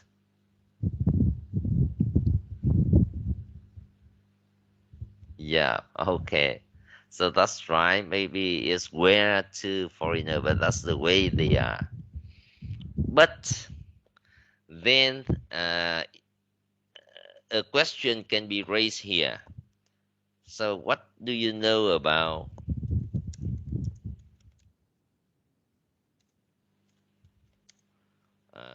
cross-cultural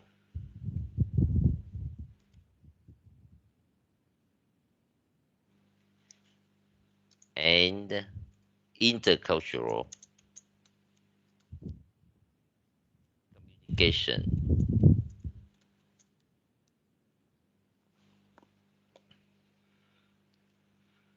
You know, cross-cultural, we have two terms and they are different. The first is cross-cultural. You can put a dash in between. And the second term is intercultural.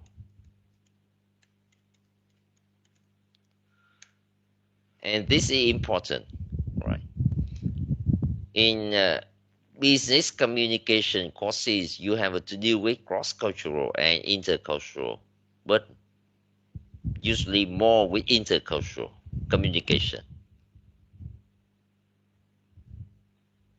Do you ever hear these two terms, intercultural communication?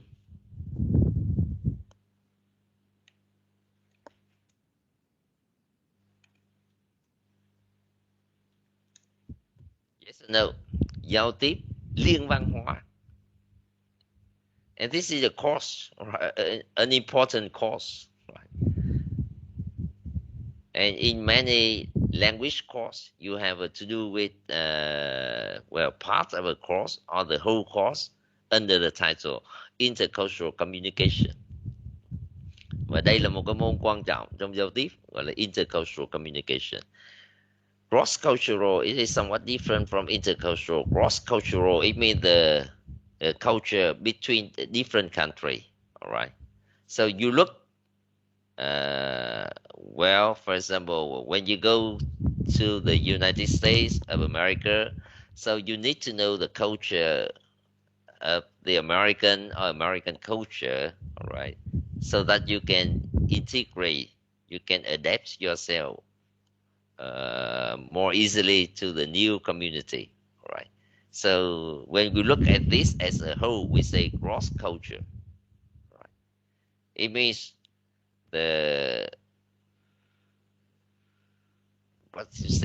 sort of the interrelationship between two culture, right? Two culture as a whole. But when someone, a speaker A from one culture, communicate with speaker B from another culture, so that is intercultural communication. Anyway, in your communication, there should be some intercultural feature integrated in the communication, in the conversation, right? So we say it's intercultural. Như vậy liên văn hóa thì nó liên quan đến những cá nhân cụ thể đến từ các nền văn hóa khác nhau giao tiếp với nhau. You see? And if you don't know about intercultural communication, so we say, well, how much money do you earn a month? Right? Why don't you get married? Why don't you give a birth to a second child?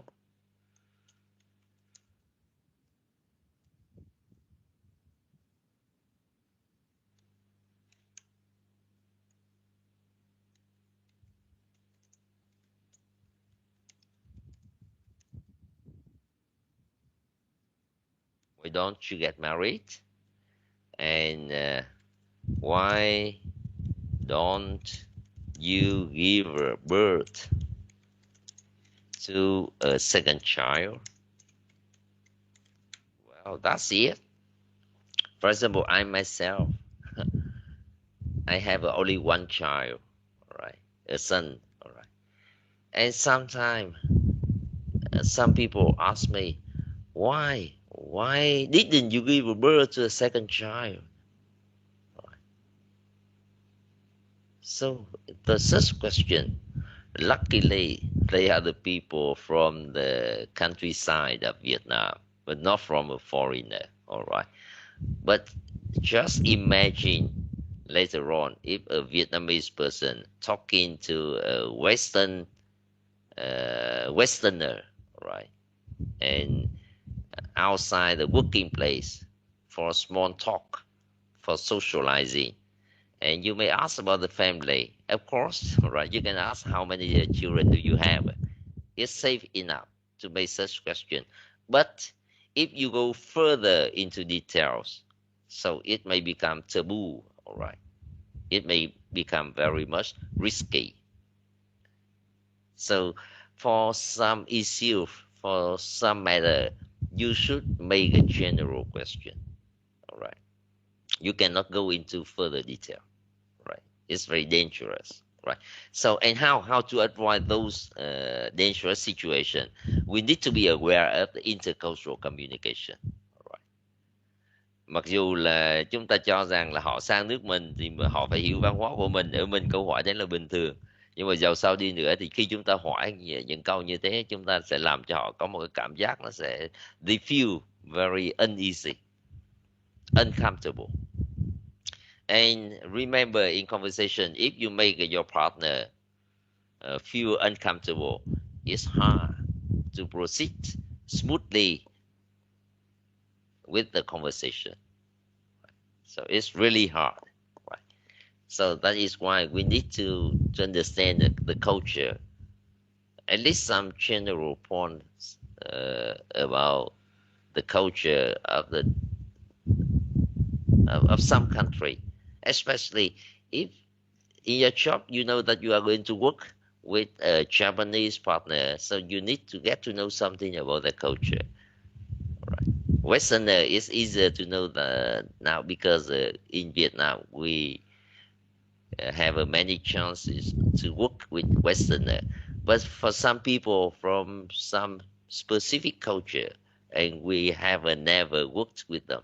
So before working with them, we need to go to internet, or we need to talk to someone to get to know something about their culture, so that we can avoid the dilemma. All right, you know dilemma, the situation that you cannot go further, you cannot go back. All right, very embarrassing, too much embarrassing situation. So we see dilemma, tình huống tiến thoái lưỡng nan, rất khó xử. So that is about culture. All right. And now, so what is it? But here it's come from something very simple. Now here, do you live in a house or flat? But it's okay. All right. But sometimes people say, well, I live in a house, a small house. Well, and some people say, why don't you rebuild your house? Right. Some people say, why don't you rebuild your house? Right. So it's and I usually heard such question. Bây giờ trước đây tôi thỉnh thoảng tôi vẫn gặp những người đặt câu hỏi tại sao anh không xây lại nhà? It's well, it's very hard. It's hard to say how we feel, and it's hard to give an answer. Right? That is the point. And so there's a lot about culture, and we also have a subculture. Và ngay cả trong vùng văn hóa chúng ta có những cái gọi là subculture, gọi là tiểu vùng văn hóa. Right.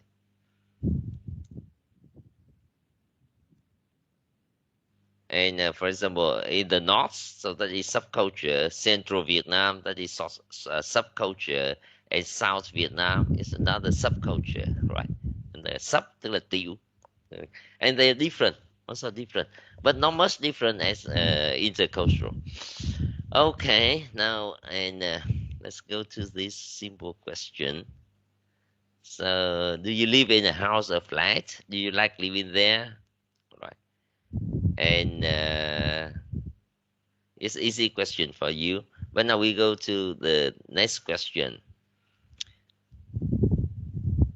Here's some adjectives you can use to describe your house. All right, and the house, the type of house you live is also the culture. All right, and because it is culture, so you shouldn't make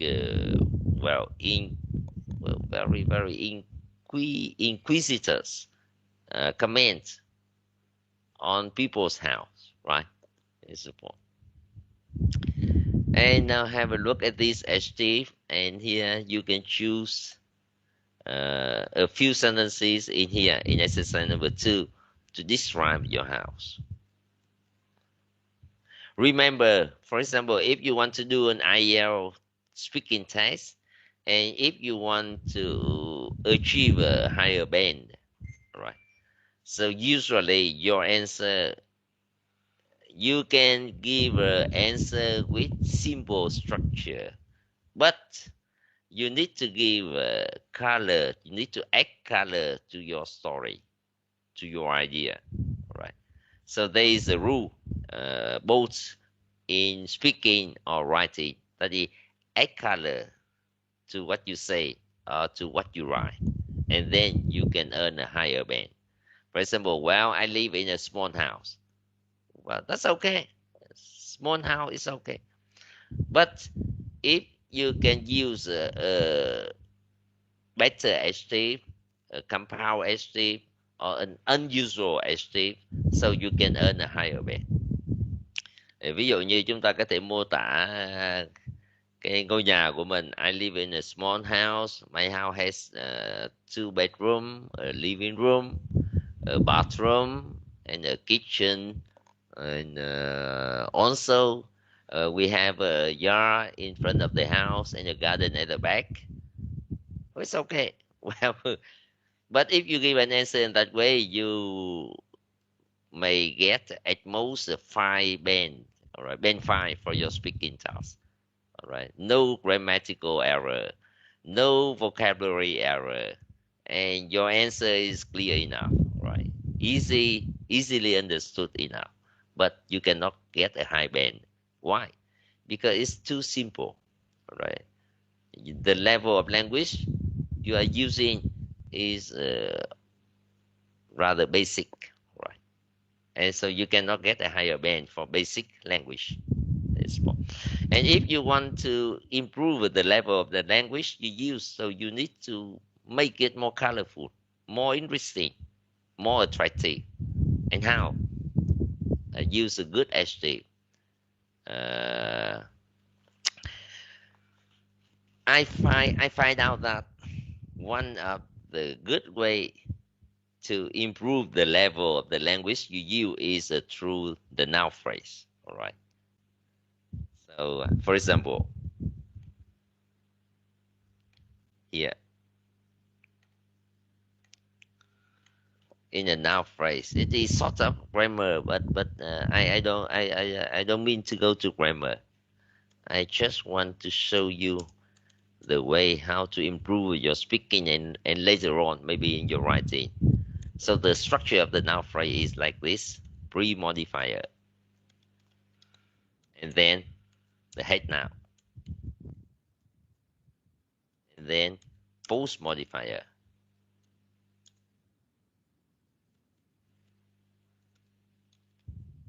So that is the structure of the noun phrase. Như tôi thấy ví dụ như trong ngôn ngữ viết, chúng ta viết mà giống y như chúng ta nói thì điểm của bên nói của chúng ta, của speaking test không bao giờ vượt đến điểm 6, thường chỉ tối đa trong khoảng 5 đến 5.5 nếu mà chúng ta we write in the same way as we speak. However correct your vocabulary and structure are, your maximum band should be around 5.5. You can hardly achieve a band 6 for your writing because you are using the spoken language, right? Using very short, basic structure, simple sentence, right? So you can hardly achieve a 6. If you want to achieve a 6, I'm talking about writing first, and then I will move on to speaking later. If you want to achieve a band 6, I mean 6 or 6.5, you need to integrate some written feature of your language. For example, you need to use a compound sentence or complex sentence with relative clause, adverbial clause, and noun clause. Of course, some good structure, some good verbal structure, right, and prepositional structure. And then, so your writing can go up to band 6 or 6.5. But if you want to achieve band 7 or 7.5, so you must be able to use the compound, use your sentence in a more subtly complex. More subtly complex, it means it should be complex sentence in a more subtle way, subtler way. Có nghĩa là chúng ta dùng câu phức nhưng ở mức độ tinh tế hơn. For example, you can use some shortened clause instead of relative clause, right? You can use some prepositional phrase instead of adverbial clause, and of course some good verbal phrase, right? Good linking words and good coherence, and then you can achieve a band 7 or 7.5. But if you want to achieve a band 8 or 8.5, so your writing should be concise. Concise, go down. All right. And in Vietnamese writing, we also use this word go down, xúc tích.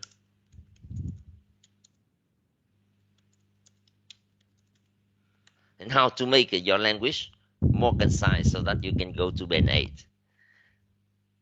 One of the good ways is by using noun phrase.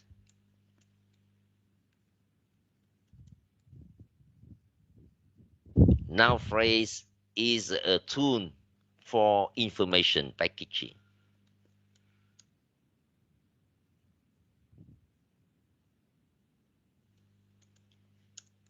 We say example. Tất cả những bài writing mà muốn được điểm 8 trở lên, 8, 8.5, còn điểm 9 thì vì điểm hoàn hảo thì tôi không dám bài. But for band A or 8.5, so you need to do good information packaging. It means that you need to use the noun phrase skillfully. For example, for band 7, you can use a sentence with 4 clauses. But if you want to upgrade your writing to band A, so you should shorten the 4 clauses into 2 clauses. And it means that 2 clauses can be shortened into noun phrase. And then, so you have a more concise sentence. Right? But with the same idea. Và ví dụ như chúng ta để viết được một câu gồm có 4 mệnh đề thì cũng đã là phức tạp rồi. It's a complicated, right? Because it's a complex sentence, right? Nhưng mà để biến 4 mệnh đề đấy mà rút trở về lại 2 mệnh đề, tức là chỉ có 2 động từ được chia, gọi là 2 mệnh đề, 2 chủ ngữ, 2 động từ được chia, thì như vậy có nghĩa là 2 mệnh đề đấy nó sẽ bị triệt tiêu đi, nó sẽ biến thành cái gì? Nó sẽ biến thành noun phrase. Và khi chúng ta rút gọn một mệnh đề, một clause vào một cái noun phrase, tức là chúng ta đang nén thông tin vào noun phrase. And it's hard, right? Và như vậy để mà nâng cấp bài viết thì có một số hình thức, và trong đấy một cái an important ways is to use good noun phrase. Right? Very important. Now I will move on to speaking. For example, I say I live in a small house. Right? So very basic.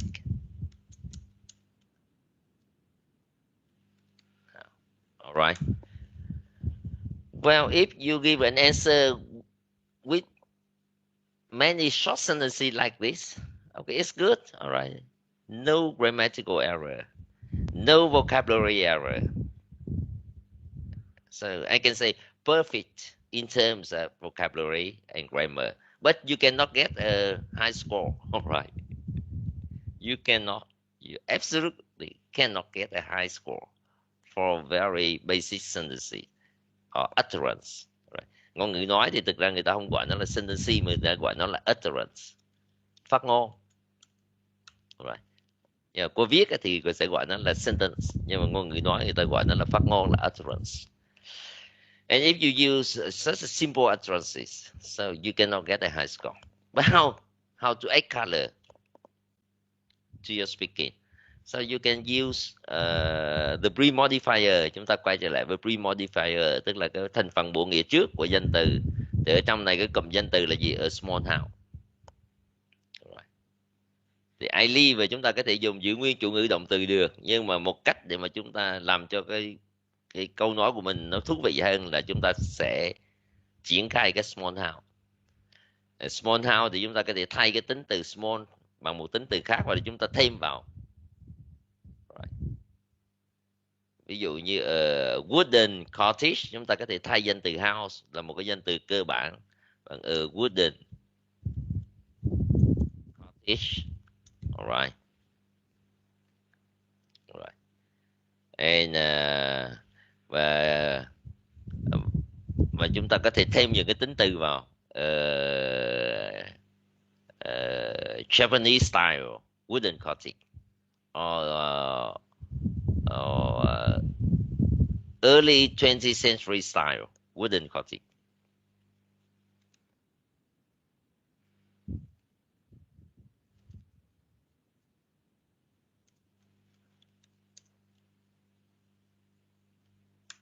Okay, and then now it's more colorful now, and it's not difficult, not much difficult.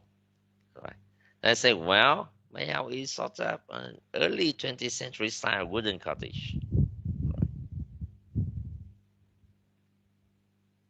Or you can expand it, extend it by using the post modifier. Here you can say a small wooden cottage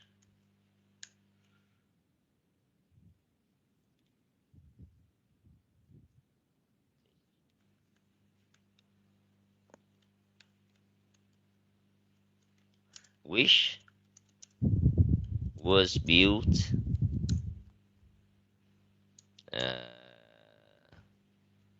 20 years ago or 10 years ago. Alright, so then it's better.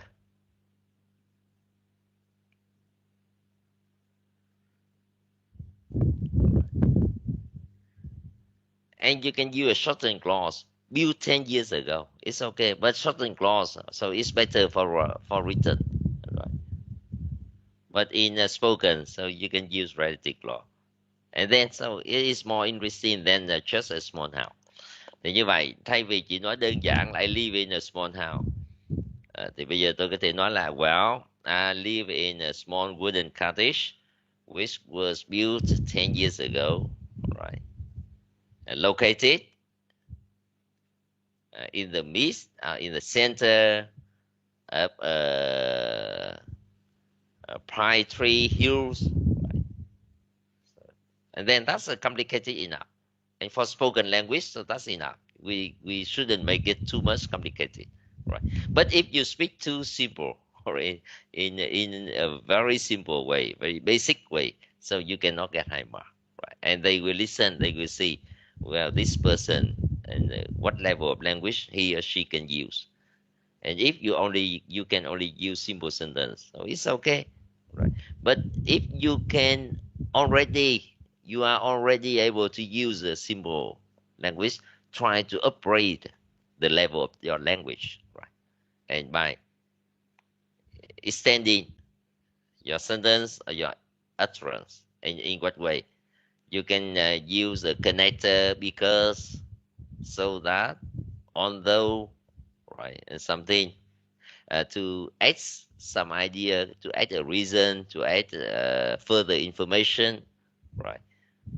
You can use linking word to give example for clarification. You can use a relative clause to extend your noun phrase, and then so you make your language more colorful. Right? Thì ngôn ngữ nó cũng giống như thế. Ví dụ phụ nữ đi ra đường mà chúng ta dùng khuôn mặt mộc thì nó khác.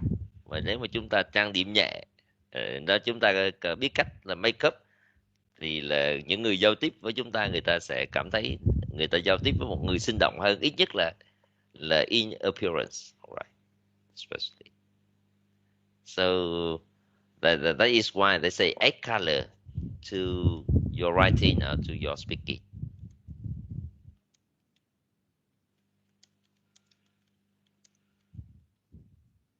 Writing and also speaking. And color here, it should be understood in a positive aspect, because colorful may mean negative in some context, but here color in the positive sense, right? Và cái color này đôi khi chúng ta hiểu nó theo nghĩa tiêu cực.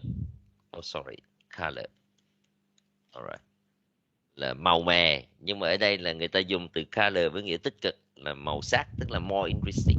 Right? Và bất cứ cái gì nó cũng là một cái story.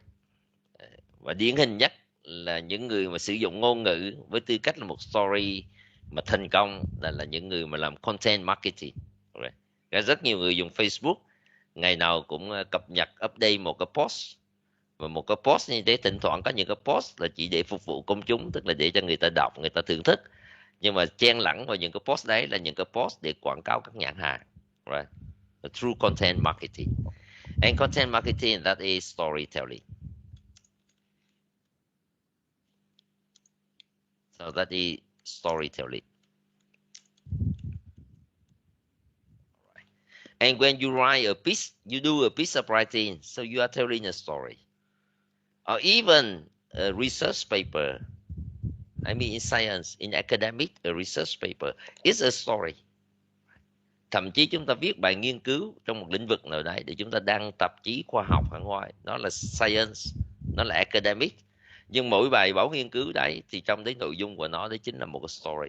Nhưng tất nhiên kể câu chuyện story trong một bài báo nghiên cứu nó khác với lại a story in content marketing.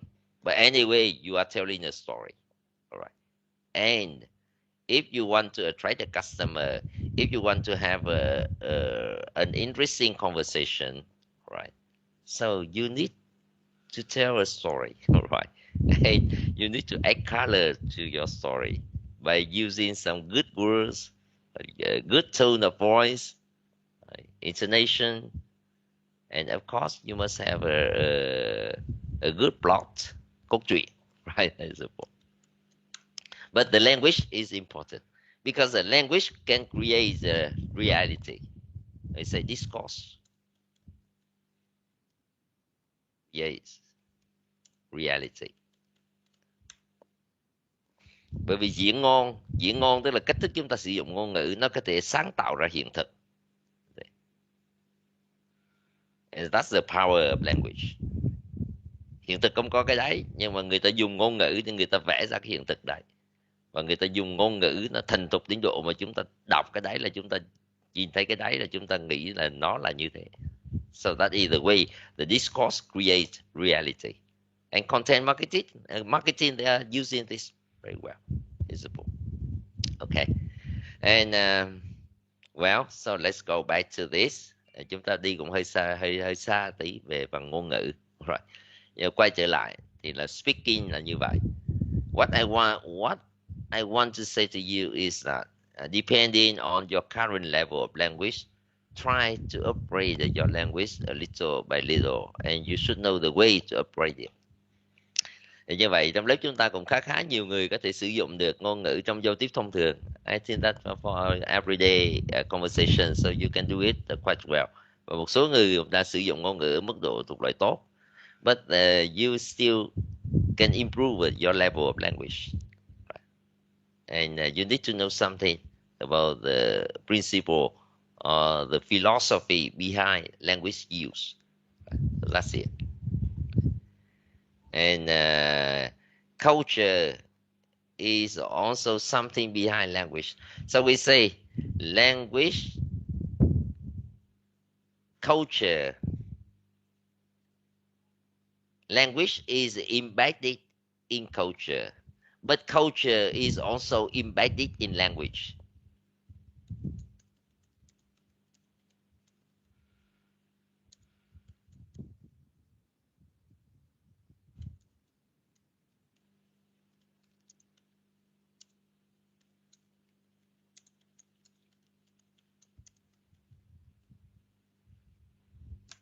Now, that's it.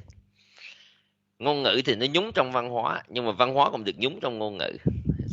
So how to understand it? Because the language can convey culture. Vì ngôn ngữ nó truyền tải văn hóa. Right. But language is embedded in culture. Thông qua hành vi sử dụng ngôn ngữ thì chúng ta thể hiện cái tầm văn hóa của mình.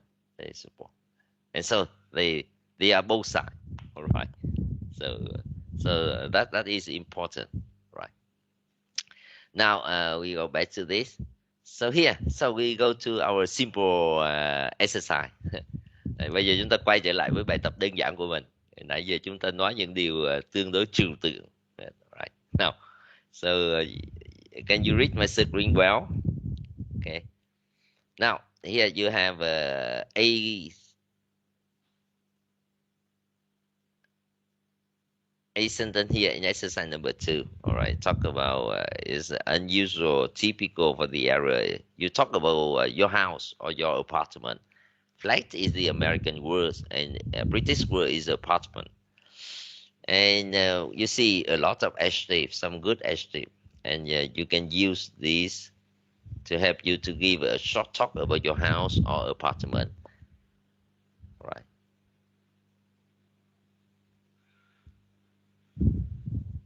Okay, so I want you to use some adjective here or any other one you already learned so far, you already know, right? So you can put it. And can you give me a short talk about your house and in an interesting way. All right, you think that if you describe your house in this way, so it may be interesting or may attract, may be appealing to the listeners.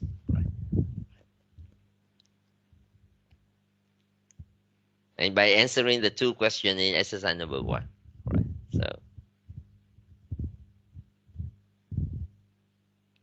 and the topic of house is also a common topic you may meet, you may encounter in a speaking test.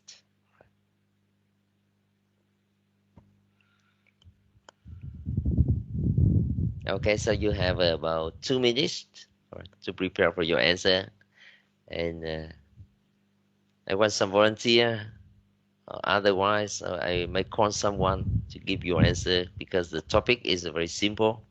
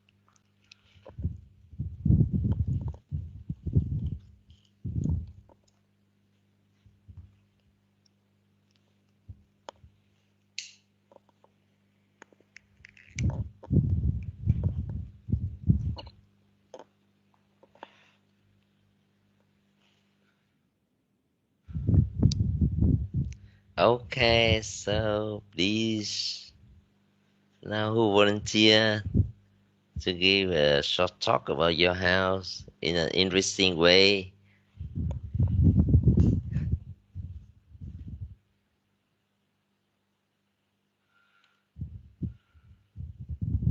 Anyone? Cao Uyên, can you?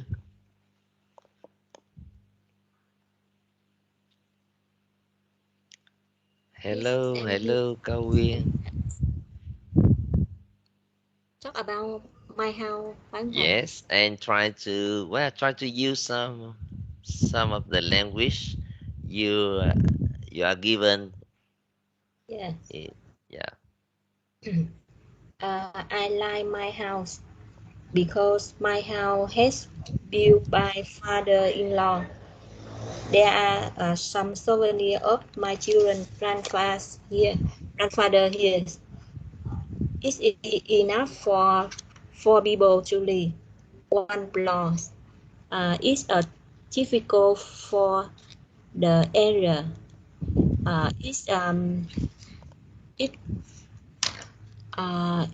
It's got air conditioner and got a balcony and small garden.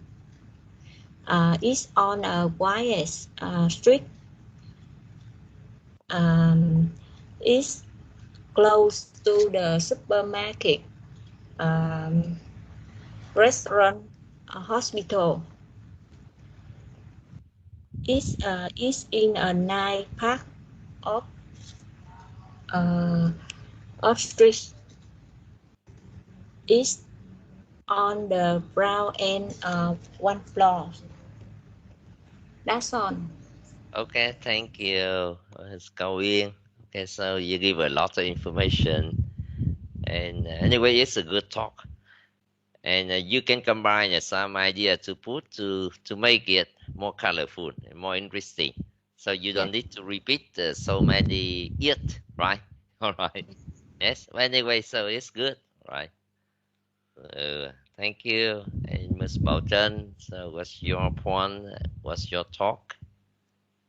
Yeah, yes.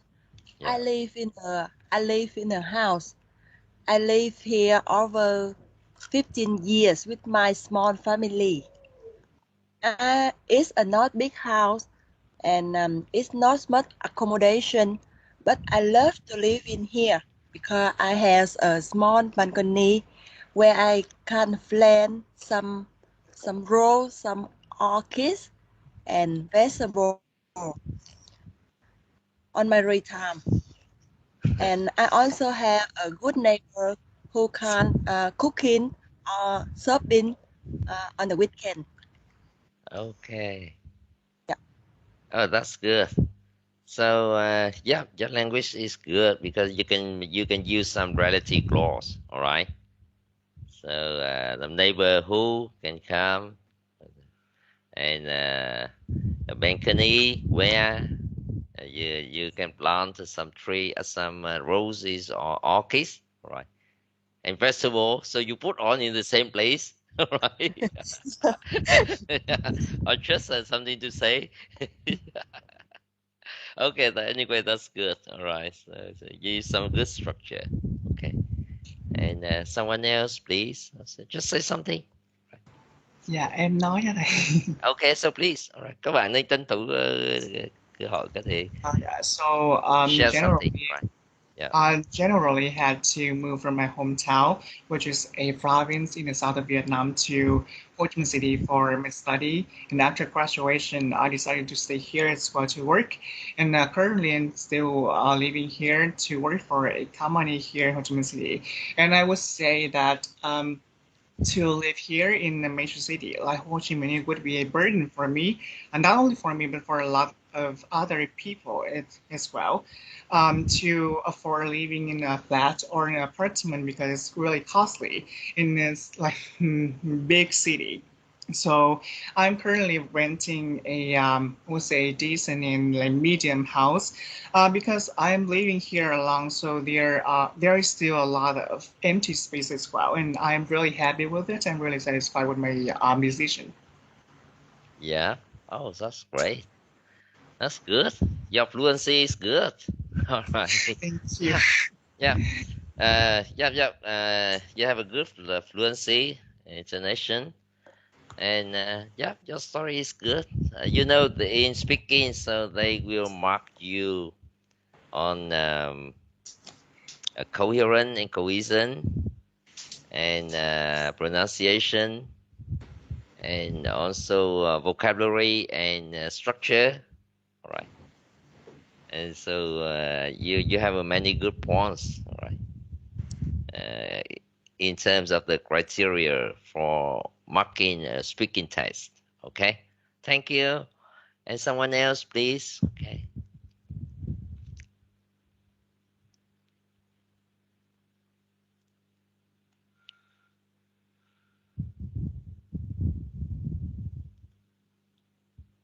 Miss Thùy Dung, Nguyễn Thùy Dung. Hello, Miss Nguyễn Thùy Dung.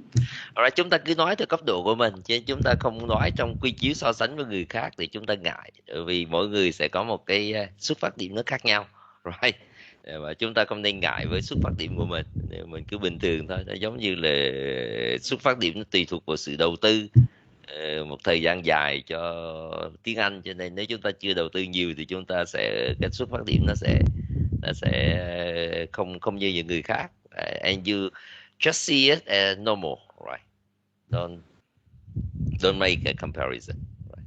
So okay, so Ms. Thùy Dung, please. Yes, I am living in a 2-bedroom apartment, and 4 years ago I saw my first house. I saw an apartment which is so far from my office, and I moved on here because it's nearer. Not like the first.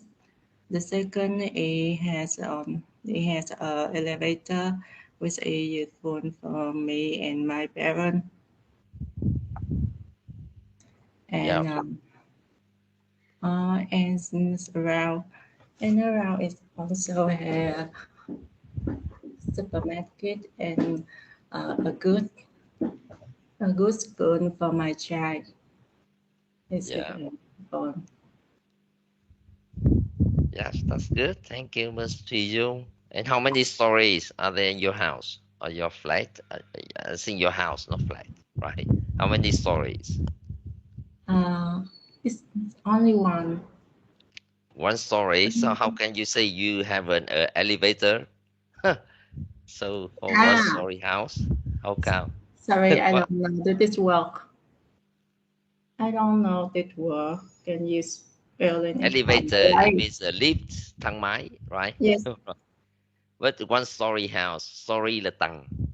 So how many Sorry. story? It have 10 story. 10 story Yes. for a private home. Oh no, I'm living in an apartment. In an apartment, Yes. in a 10-story building, right? Yes. I see. Okay, all right. So, because I thought a private home with 10-story would be surprising, right? No. Okay. How can you use on a 10-story? Okay. And you can say what I like best or most about my home is It's here an elevator. the elevator. And maybe a last living room. Yeah. And for my child can play and go around. And it's also here a garden in the On the ground, a garden yes, on the on the ground, ground. or a garden on the balcony. Also here a balcony and a garden on the ground. I see. Okay. Oh, that's good. Thank you, Ms. Thùy Dung. All right. And Ms. Hồng Điệp. Hello, Hồng Điệp. Can you hear me? Hello. So someone else. Ms. Hương Trà. Are you ready to share? Hello, Hương Trà.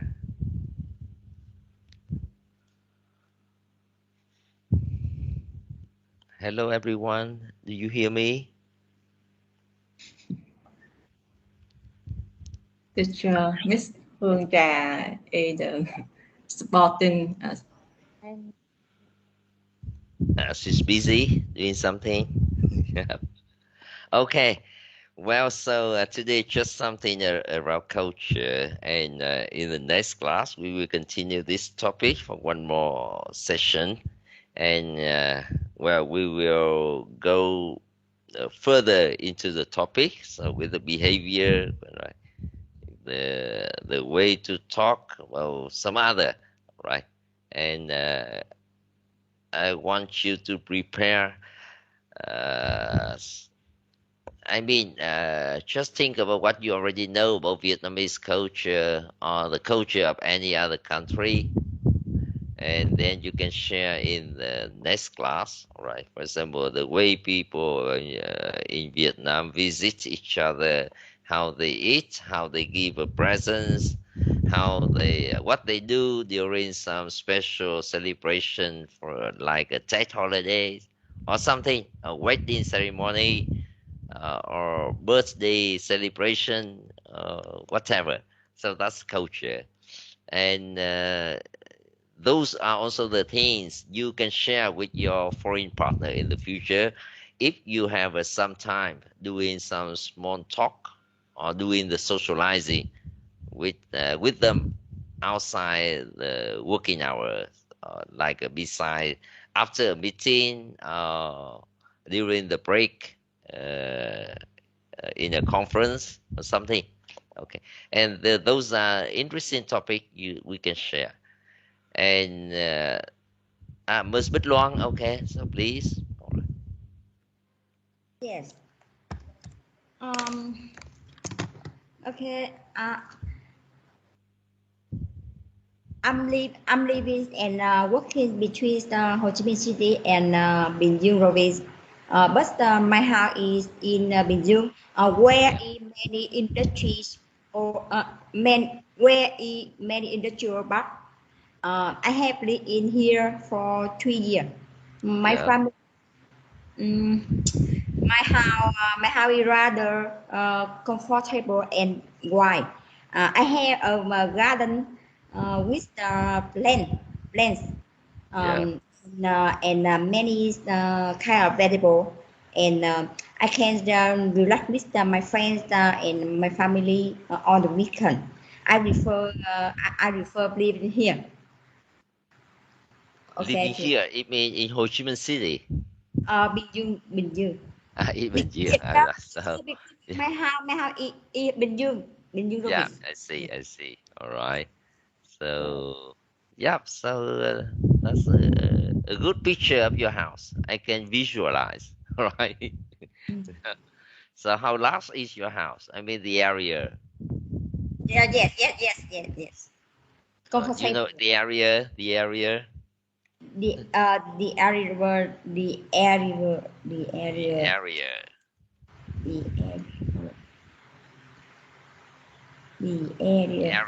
All right, you know the area, right?